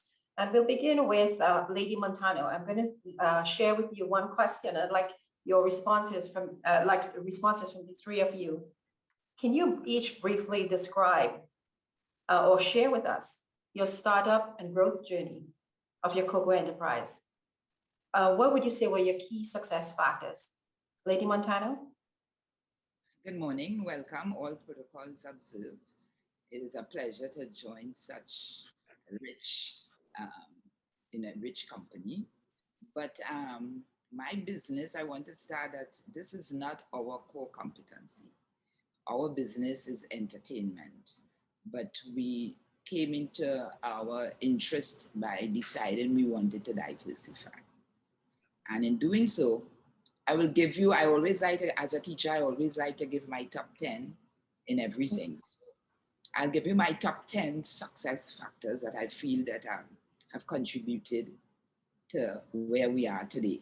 As we said earlier, 2014 we started and we are now in 2022. I think that if you listen to the other panelists, you will see that one of the important things there is family. And our business is a 3-generational business, with my husband and I being first generation. Michelle and Marcus and their 2 wives belong to the 2nd generation. And then we have 6 grandchildren, all more than teenagers, just one that is 16. So the 3-generational, I think, is one of the important things. Then most important again is that we are from paradise. We are from Trinidad and Tobago, and we are afforded the Trinitario cocoa bean that was made here. It came by chance, but we can count ourselves as being one of 8 countries that produce purely 100% fine flavored cocoa beans. So that's our second. Our third, I say that our product is pure vegan. We have no additives, no preservatives, and we believe in a healthy lifestyle. And as Tobias was saying, the world is going organic, or we should say the world is going healthy. So that I think that we have come at an opportune time, and where we are vegans, Michelle, his wife, myself, and then the others go and come. So that's the third. The fourth one is that we believe in partnerships. We believe in building relationships. We believe in collaborations, and we believe in teamwork. So we have been fortunate to work with quite a few of the people that have spoken this morning. We are very much involved with Kariri. We are very much involved with Export TT, Invest TT, MTI, CRC, CDC, the Ministry of Agriculture, and we have also been involved on a large scale with communities, and we work to build together. And this was what, number 4? Number 5, we are also lucky to have a brand name, Montano. So people will know, many people across the world knows Michelle Montano. Unfortunately, our brand ambassador is also very much involved in community. He loves working with people. And to answer one of the questions that came just before with organic, where the people are interested in organic products, I would like, when we leave here today, that we look at the Safe Soil mission that Michelle is very much part of, and it's a global mission that he's doing with Sadhguru. And this is going to provide us where soil is everything. Yes, we talk about climate change and everything, but soil is important. And that organic, we as a people could help in doing that by first treating our soil better. Not all these chemicals and things that we're using, because we destroy the microorganisms in there. So that we could learn about it and we could become part of that global mission. Then my 7th, I just kind of dropped down my numbers all over. Where am I with 7? Yes, we also believe in what you call core values. And I think this has contributed a lot to our success. Hard work, sharing, as we talk about first, excellence. In whatever you do, you always try to be very excellent in whatever venture you take. So that core values formed a very, very important part for us. Then believing in ourselves, right? It is not our core competency, but we believe in ourselves, and we believe that anything we do, we could succeed at, and anything that we have control over, we could make a success. And luckily for us, our family is mainly women. So we outdo the men in terms of numbers, and then we tend to hire a lot of women, and we hire a lot of youth and a lot of people from the community. And then finally, I think willingness to get your hands dirty. And that all of us, like, we are professionals outside of being involved in the cocoa industry. One son is a pilot, one son is an entertainer. I am an educator. I am now, and I'm going to put a plug here. I've just completed my first book on my son that is going to be soon released. And my husband is a geologist by nature, but by profession. We are all involved in this. So I think that this has contributed to our success As I say, we are family, a strong family, a family that believes in working with people, a family that believes in working with community. And this is where we started. We started working with RTT with Gillian Goddard. And Gillian Goddard led the way, and they are also led by women. And we grew from strength to strength. And we continue to work with communities and organizations. Like we work. Thank you very much, Lady Montano, for sharing your secret success with us, your 10 secret factors that contributed to your success. Thank you so much. I'll get back to you in a little bit to dive deeper into that. So I'm turning now to Isabel. Can you give us your top 2 secret factors that have contributed to your success, to your growth? Well, firstly, and most importantly, it has to be the support group. As Mrs. Montano was saying, the support group is most important. My family, my friends, and now I have to say my team, the Cocoa Bell crew. Each one of us is a leader in their own right, each one of us. And I rely on them. I rely on them for their opinions, their support emotionally, and so that contributes a lot. And also, I think I have a very strong focus on what I want Cocoa Bell to become and what the purpose of it is. And that core focus is what really keeps you going when things kind of falter and you decide to say, no, this is the focus, this is what it's about, it's not about all this other stuff, and just kind of keep on that path. And that's it, to keep that focus. Yeah. So thank you very much, Isabel. Focus, vision, strong team, support groups. Thank you very much. And Nikita, what are your success factors? What would you say are your top 2 success factors that contributed to your startup and growth journey? So the ladies before me have quite adequately summed up, but the first on my list is definitely vision and perseverance. My father, 20 years ago, when this business was started, it was very difficult for people to see where he was going. What are we doing with this old house? And I don't think many of those initial persons had the vision to see what Otinola has become today. And vision is fine, but without perseverance, you're not going to get very far. And having been on this Otinola journey for the last 10 to 12 years with my parents and my family, I can really see when times get tough, that perseverance is what keeps you going and gets you going and leads ultimately to your success. Family, the same people factor that has inspired Lady Montano and Isabel and Cocoa Bell is definitely important. It's both a strength and a weakness. My mom and I work together, so we have come to a compromise. She does events, I do tours and chocolate making.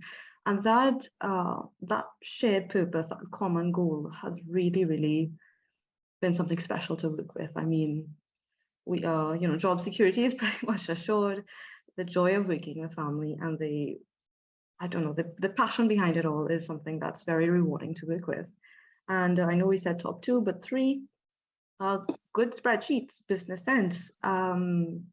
Despite my father having a passion for Otinola and myself a passion for chocolate, this would not have made any sense without the financials and the good business practices. If you visit Otinola today, not only will you find high quality chocolate, but you'll drive in and not see any surface drains.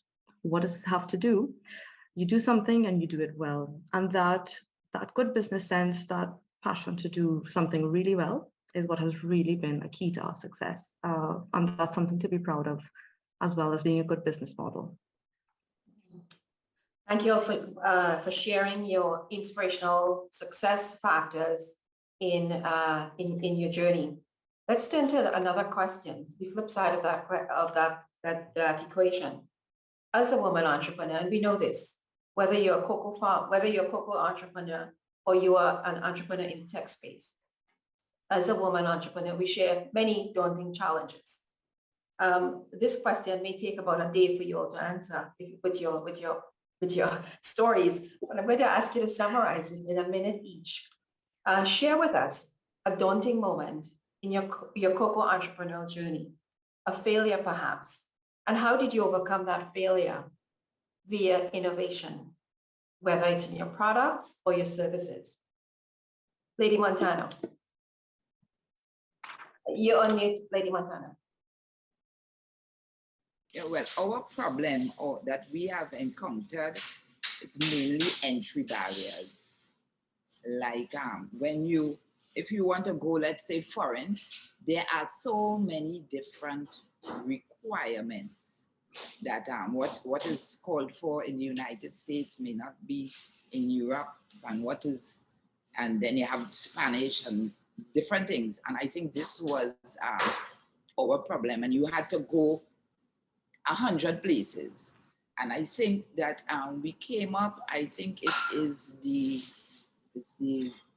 Spain where they have this new protocol where you can get these things a one-stop shop. So we became involved in this, and therefore we are hoping that this will be able to help us. We also got involved with Export TT, so that we are going to get assistance in making this entry easier.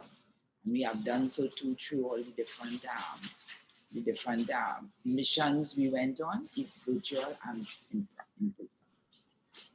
Thank you very much, Lady Montano, for sharing how you overcome system challenges in entering new markets. Thank you very much for that.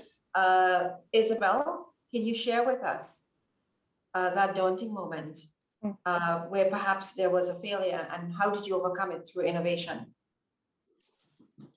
Well, I think there's failure pretty much daily as an entrepreneur. Like public speaking, to me, that's usually my worst. I always think I could do something better. It is, I'm never satisfied. But I do have an event that sticks out in my mind from the beginning, probably because it was one of the first. We were invited to participate in a very fancy event in a very fancy place. And I was still in my mom's kitchen at that time. So pretty much everything really handmade. And I spent all week preparing for this event and stayed up 3 days straight, 2 hours sleep, had to be there at 5:30 a.m. to set up for security reasons. It was very high profile and whatever. Anyway, it was 8 of us vendors. And at the end of the day, we literally sold enough to pay for the rental of the machine. It was like a general letdown because we realized that the event was really catered more towards it was not really catered towards the vendors doing well at the event. It was more catered towards, look what we can do, look what we have, which is fine. But we didn't really think about it properly. None of us did. And, it seemed like, it was heartbreaking because it was one of my first things. And then I didn't know any better. And I think it's just one of many. And even job-wise projects, not only events, but so I think, it's not really an innovation, but I think what I've learned over the years is, to pick and choose what you do, what you participate in. It's more like an advice, I guess, because saying no could be the best thing for your company. And you do have to, you have to think, am I doing this for my ego? Am I doing this so that I look good, so that people like me? Am I doing this, that I look like a better person? Or am I doing this because it's really going to benefit my company and my community? And that is what will take you forward. And doing a lot of things that don't really help, is not gonna help you move forward. So I think saying no is very powerful. And anything that doesn't add value to your goal in the end is going to slow you down and also slow the progress of everybody else, beyond your company. So that's really.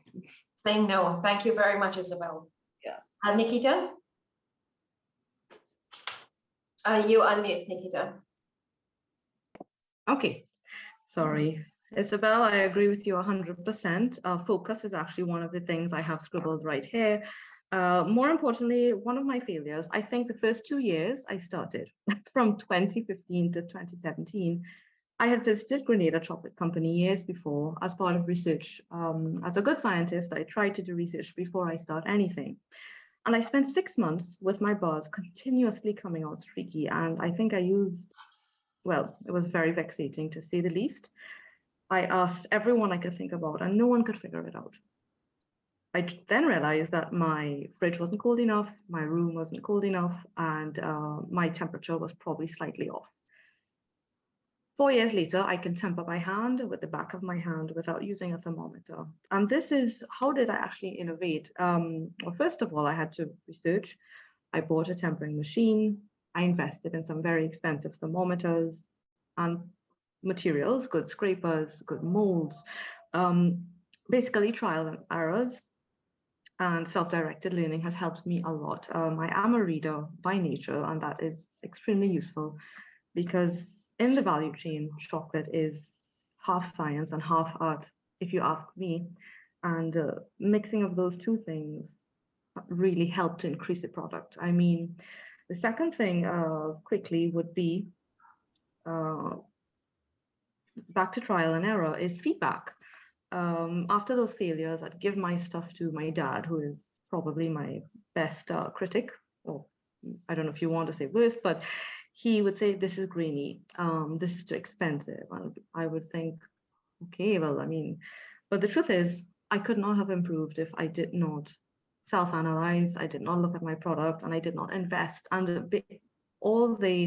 I'm proud to say that from tourism and chocolate revenue, we continuously reinvest into making the business better, grinders or molds or equipment, because in a chocolate factory, I'm of a firm belief that your equipment is really helpful in making a high quality product to a certain extent. The other one is this.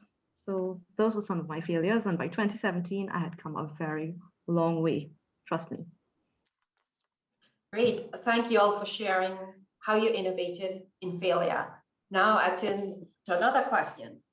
As a woman entrepreneur, describe how do you see your role as pivotal and transformational in the revitalization of the cocoa industry in Trinidad and Tobago. Today we heard from several panelists, including our Minister of Agriculture, about the position of cocoa in Trinidad and Tobago, the importance of cocoa in Trinidad and Tobago going forward. How do you see your role as a woman entrepreneur as being pivotal and transformational in this revitalization process? You see more women getting involved as entrepreneurs in the cocoa value chain. So I'm going to ask you to respond to this question in a minute, and we'll start again with Lady Montano. Well, as an educator, I feel that we have to first start, which is most important, is through education. We have to inform. We're saying that the focus is on women. We have to inform women, or we inform people about what we have. We have to be proud of what we have. So I think that teaching our people about the Trinitario cocoa and our position in terms of where we are in the world and how much we have, like some people, I am sure, learning today that we have won so many international awards. And if you look at it, there are a lot of women that are behind it, even if their husbands or males are there.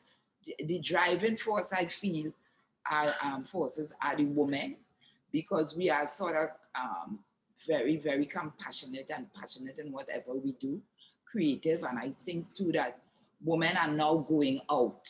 Remember, we used to be homemakers, but now we are going out to assist in bringing revenue or income to the home. And then as a chocolatier, or even in the cocoa and chocolate business, I think it is about cooking. Not so, when I watch Isabel do it, it looks like she's cooking in a kitchen, you know, and I think that we are very good at it.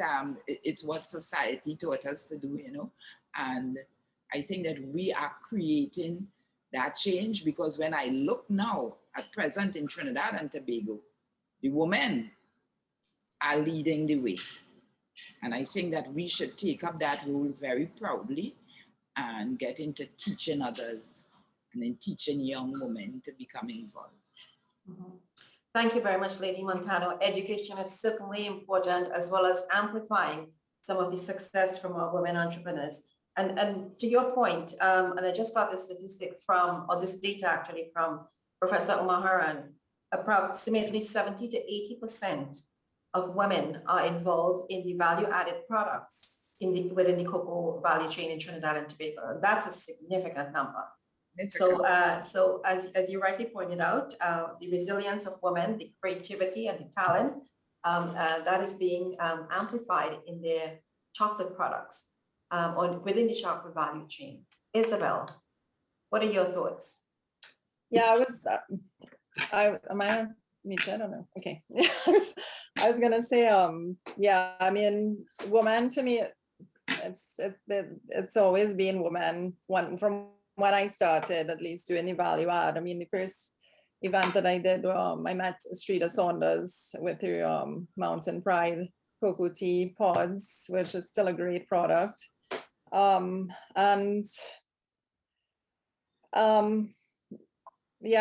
to me, it really doesn't matter woman or man. I just wanted to get going, want people to get involved. And I definitely see more people. There's a global trend towards going back to the land, which is fantastic. And I think really what I want, and I think what Ms. Montano was talking about in the education system, I think, the dialogue has to be changed a bit, because we need to celebrate the farmers. Farmers are entrepreneurs as well, as people who make chocolate. So, that needs to be in the system from the time babies, you know what I mean? And it's not, we need to, without food, we dead, you know what I mean? So it's like becoming a doctor and a lawyer is great. We need that too, but it needs to be more balanced. So, and I think that's a serious imbalance in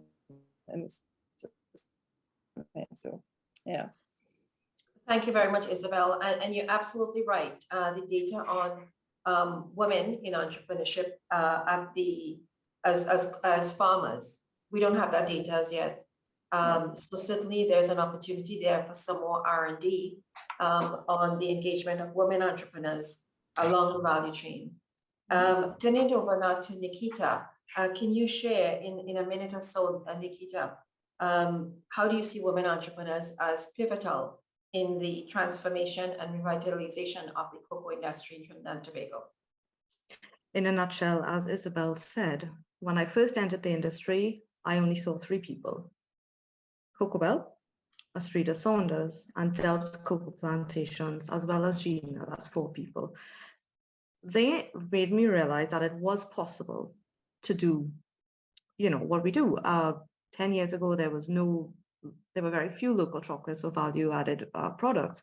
And seeing, Isabel is too modest to mention that she was a huge inspiration and she was very generous with her knowledge. So I will say that for her.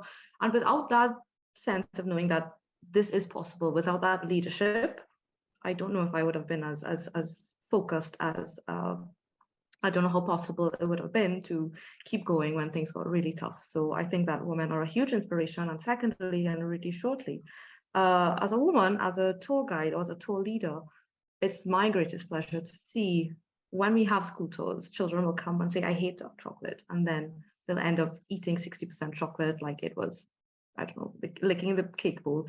And that inspiration that we can filter down to future generations is something very special. So, yeah.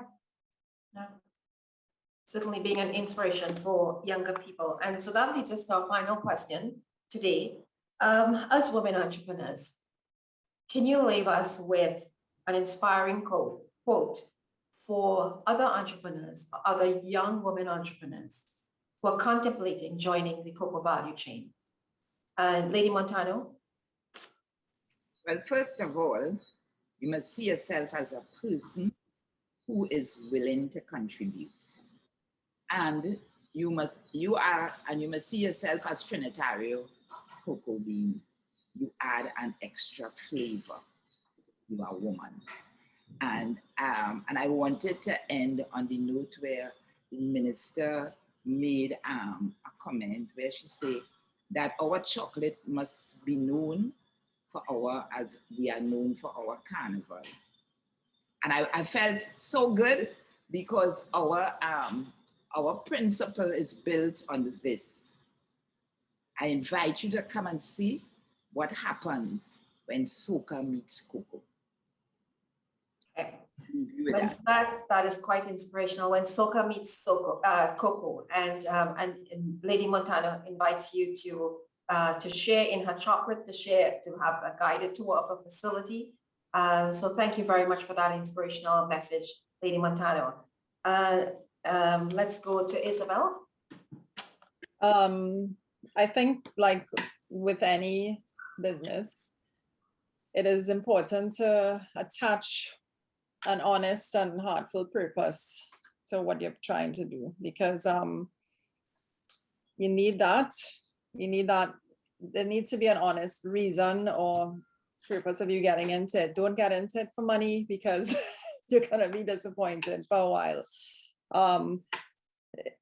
You need that seed or that gut focus and purpose to keep you going when things fall apart, which they will a lot over and over. So, and also don't think of failure as something bad. You know, every time you fail, you learn something new, and that's part of learning. And in this industry, there's a lot to learn. You'll never stop learning. So that's it. Thank you, Isabel. See failure as a learning journey. Mm-hmm. Focus has been all of your messages. Thank you very much for that. Nikita? Okay, so for me, the last thing I want to leave with is similar focus. And I have one little line here. What was told to me is do it well, but to do it well, you have to start. And taking that first leap of faith, back to the first point I would have made, not only do you have to have that vision, that sense of purpose that Isabel would have mentioned, you do have to have the dollars and cents behind it. Because I, as a tour leader, again, I get people coming to me, I want to get involved in cocoa. And this is the whole push behind this webinar. And I will tell them flat out, this is the price of this. This is what you're getting here. Do you have, 8 years till your cocoa trees mature to get from point A to B? And to close off, this is because with my experience from literally tree to bar, I know the work involved, and I am passionate to see Trinidad and Tobago's cocoa industry move forward to where it used to be in historic times. And that, there is so much ability to facilitate. So for those looking to get into it or who are in it and looking to move forward, I'm going to rephrase that last thing. Do it well. You can do it, but you've just got to start and keep going. Thank you so much.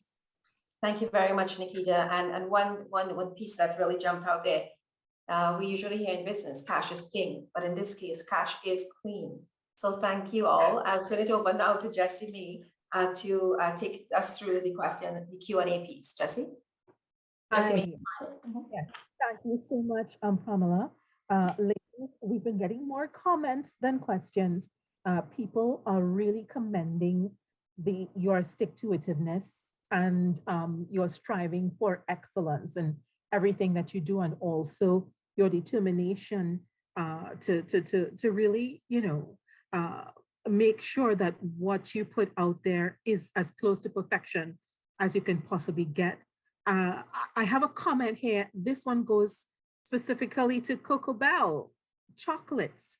Apparently, Niran Bihari said that many years ago, he presented Cocoa Bell chocolates to the president of Liberia as a gift and an example of Trinidad and Tobago excellence.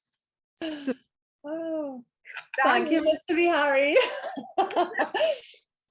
That is amazing.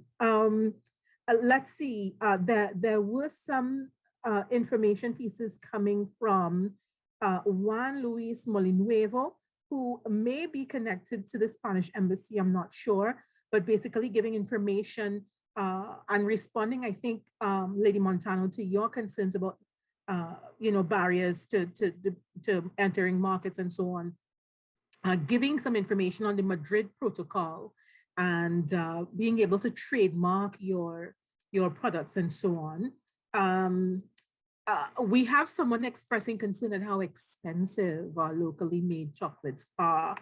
And after they've heard your stories of blood, sweat, tears, more blood, sweat, tears, and some grime into the process, you know, in order to get to perfection, I think they can understand, you know, that it really is an expensive proposition getting into this. But would any of you want to respond to this whole issue of our locally made chocolates being more expensive than the imports? Perhaps, Nikita? Sure, I was kind of waiting. I feel like all of us are jumping at the bit here. Yeah. I get this question almost every single time I have a tour, and I am happy to get it because it means that you've tried local chocolate and you're like, wow, 85 cents a gram TT plus. What are people trying to, you know, rob us? And it's valid. As I mentioned earlier, even my dad said, you know, I'm not going to buy this. There are three things. One is, of course, as craft chocolate makers, we're working with economies of scale. For example, a small Cocoa Town grinder or a small grinder can, you know, run you $700 US plus the associated shipping duty VAT. Let's say that I want a 500 kilogram machine from Scotland that can run 450 kilos. But let's say 450 kilos, that's costing me 80,000 pounds. One, it's extremely expensive. And if you look at manufacturing in any field, your machinery is really going to cut down on your cost of production. If I get a 5 kilogram grinder versus a 2, even that is going to affect my cost of production. So that's one. Secondly, when you look at the beans here, our beans are more expensive. I don't want to go too far, but I can tell you that West Africa, which produces the majority of the world's cocoa, again, I don't want to get too hot on this. They do not, unfortunately, get a great price for beans. Our beans in Trinidad and Tobago and fine flavor countries are double the price. And when you look at a sort of commercial chocolate bar, it's been produced machinery. The percentage of what I'm going to call fine or flavor beans might be 5%. The rest of the beans may be what we call bulk cocoa, or the cheaper cocoa, and we simply can't compete. Have seen a company's production line, which is literally 2 stories high. My production can fit inside a very small room, and those are 2 of the main reasons local chocolate is currently so expensive. But the third thing I'm leaving you with, go back to wherever you're from and grab a craft chocolate bar, 80%, and grab a sort of more mass-produced 80% bar. Eat them together, and the story is finished. You will not believe the difference in taste and experience that you can savor. And yeah, I hope that kind of answered the question there. We actually have someone making the comment. This is Winette Harewood saying, imported commercial chocolate and local craft chocolate, that's like comparing chalk with cheese and expensive cheese. They're 2 different products and 2 different production models. Would you want to add anything, Lady Montano? As Ms. Nat was saying, you know, when you want something of quality, you have to pay for quality. You know, I think that the Trinitario cocoa bean speaks for itself. And sometimes when we eat these chocolates, yes, they're cheap, but it's not made of Trinitario cocoa. Sometimes the labor that goes into making it and that goes into getting the cocoa beans is very cheap, so that they can afford to sell it at that price. But again, when you want quality, you got to spend a few more dollars. And Isabel Brash, you can safely tell them that the president of Liberia is in love with Cocoa Bell chocolate. So, you know. Yes, come on. About quality, my dear, quality. Yeah. But you're on the subject of price, this concern that we have with paying too much for a locally produced product, but we don't mind, you know, paying a lot of money for something that's imported. I think that it was wrong in the beginning, and that's what happened. So now we have to explain over 200 years of bad business, you know, because it's like chocolate shouldn't be cheap, you know, it really shouldn't. So yeah, I don't need to go back in history there, but but I think we are making up for a lot of mistakes, and that's just how it is. But I just want to acknowledge very quickly Juan Luis Molinuevo. He's actually from the European delegation. So thank you for sharing that information about trademarking and the Madrid Protocol. And of course, if anyone wants to get any more information in that regard, then you would need to contact the folks at the European delegation to learn what are some of the important considerations when attempting to access that market. Ladies, we had a question coming in about technology and employing technology and even mechanization if possible in the production process, but they were looking in terms of the agriculture side. But in terms of your business, of the chocolate making, do you see an increased use of technology heading into the future for your production processes? And do you think it's going to make a major difference, or is it that human touch, that knowing when you stand next to, you know, the process and you get the sense, you know, when you've hit perfection? Nikita. So I may have misunderstood, but I'm not sure if you were referring to the farming and manufacturing or manufacturing side exclusively. Could you just clarify?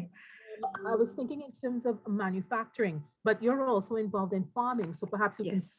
Well, so from a farming perspective, I have no idea how. Maybe I'm just blind, but I've done a shift in the field. I can't figure out how to mechanize that aspect, and from thousands of years ago to today, all the harvesting, pruning is all done by hand, something we emphasize again in tours. In terms of a manufacturing side, I think there you have to find that delicate balance between, okay, this is a specialty crafted product, and okay, I need so much processing capability to meet my business goals, to not drive myself crazy. Hand packaging is a very, very special something. Somebody gets this bar. And when I first started packaging, I would write everything on the back, and people would call and say, I love that you wrote it on the back. But in my head, I'm thinking, I am so fed up of writing. It's, you know, it's a balance between what works for you. I think when people have craft chocolate, you are buying an experience. And there's always going to be some level of handmade that you want to keep consistent. I mean, you're marketing it as handmade, you want to keep that. And that, of course, is the more handmade it is, the more people you're ending up having to employ. And that balance is something very delicate to maintain. Isabel. Yes, I agree with Nikita. You know, it's like we know how to temper by hand. You know, but that's kind of for me more of an emergency system at this point. To have like a realistic business in this, you need certain machines to help you, else it's just not the time.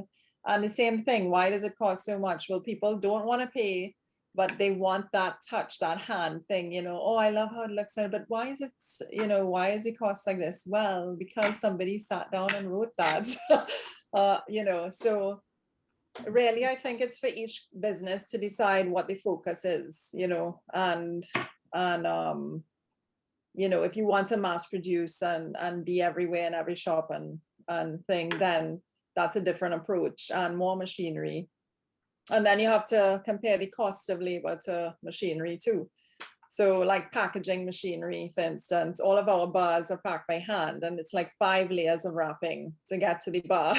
So, and each of that is done by someone, and then, you know, but you know, if we had a packaging machine to help with one part of it, it would probably cut the cost down, but then that's a job for somebody too. So it's kind of, you know, yeah, I think as time goes on, you kind of decide as you move forward, okay, well, does it make sense to do this? And yeah.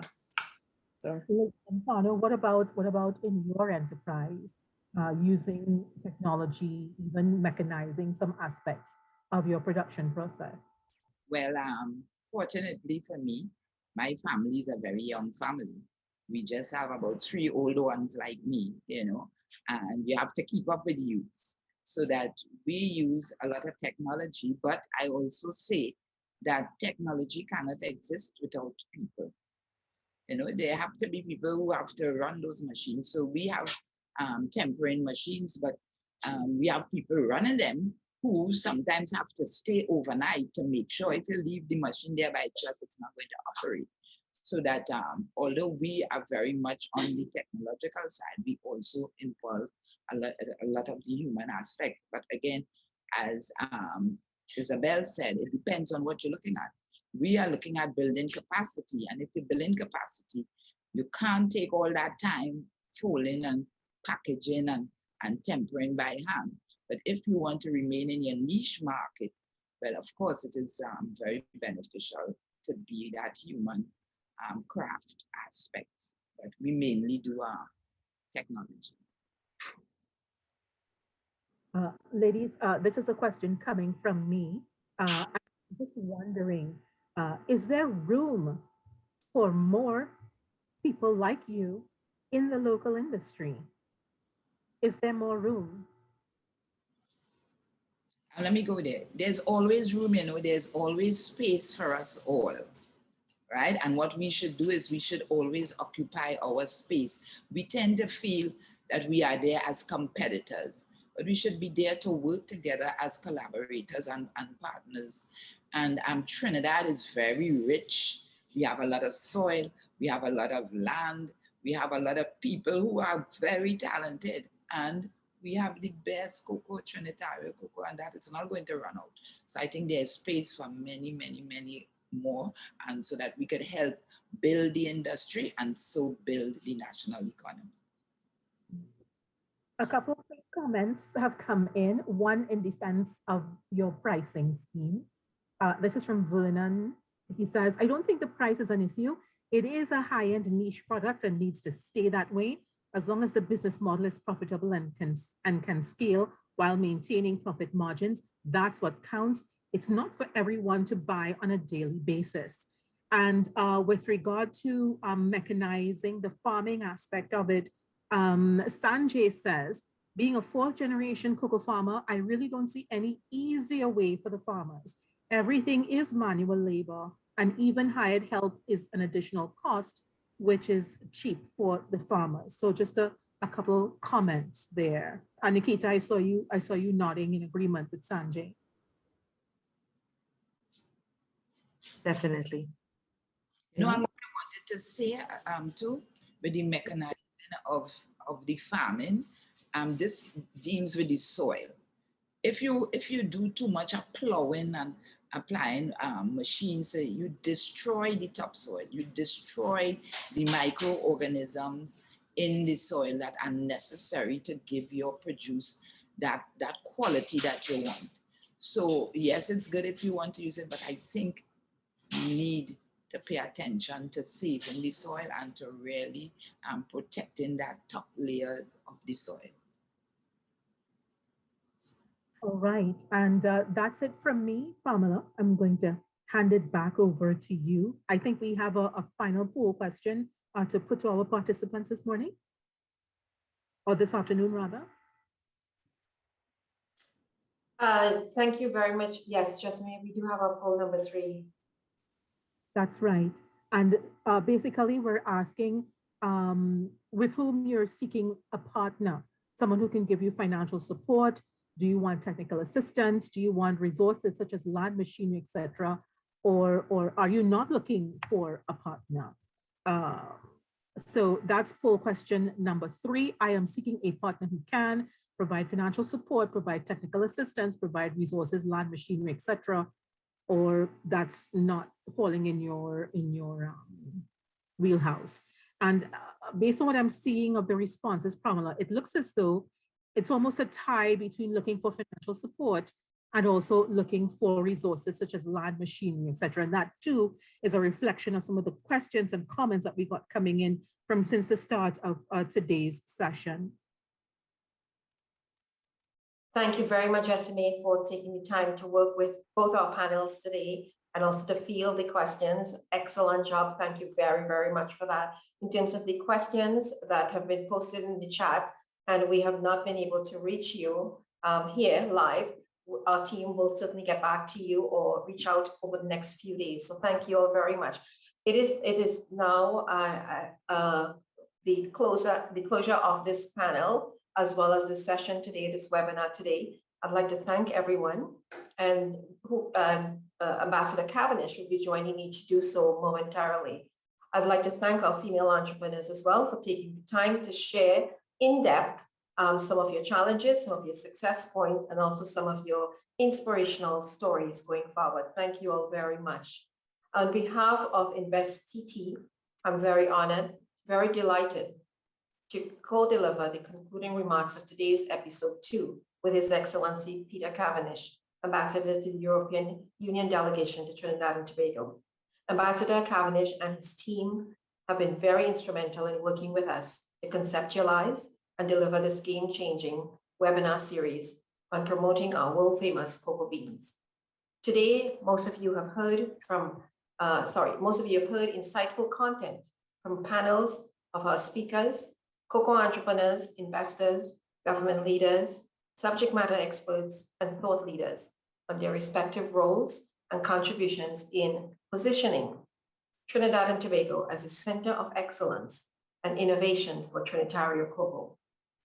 It is quite evident that the powerful contributions presented today, both from our speakers and from the audience in this room, demonstrated the common thread and strong passion for Trinitario cocoa that binds us all. Together, I think, we are a formidable force in positioning, rehabilitating, and transforming Trinidad and Tobago's unique cocoa value ecosystem.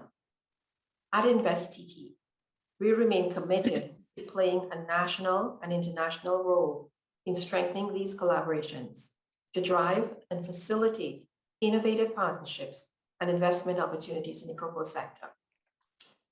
I do invite you to join us in September for episode 3.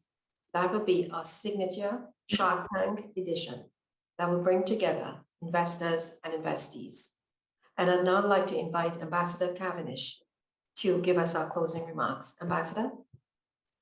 Thank you very much, Pramila. I've only one regret today, and instead I happen to be a man in front of all these fantastic women who've done all of these fantastic things. I think we have really exceeded expectations today. We've demonstrated the huge historic, the tradition, the heritage capital that's in this country. We've demonstrated the land ecosystem capital.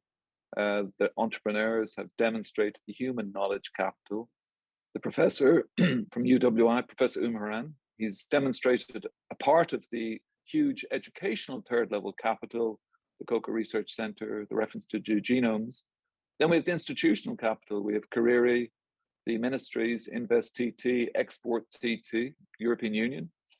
We have the entrepreneurial capital with represented by 3 outstanding female leaders. Entrepreneurs are dreamers that do.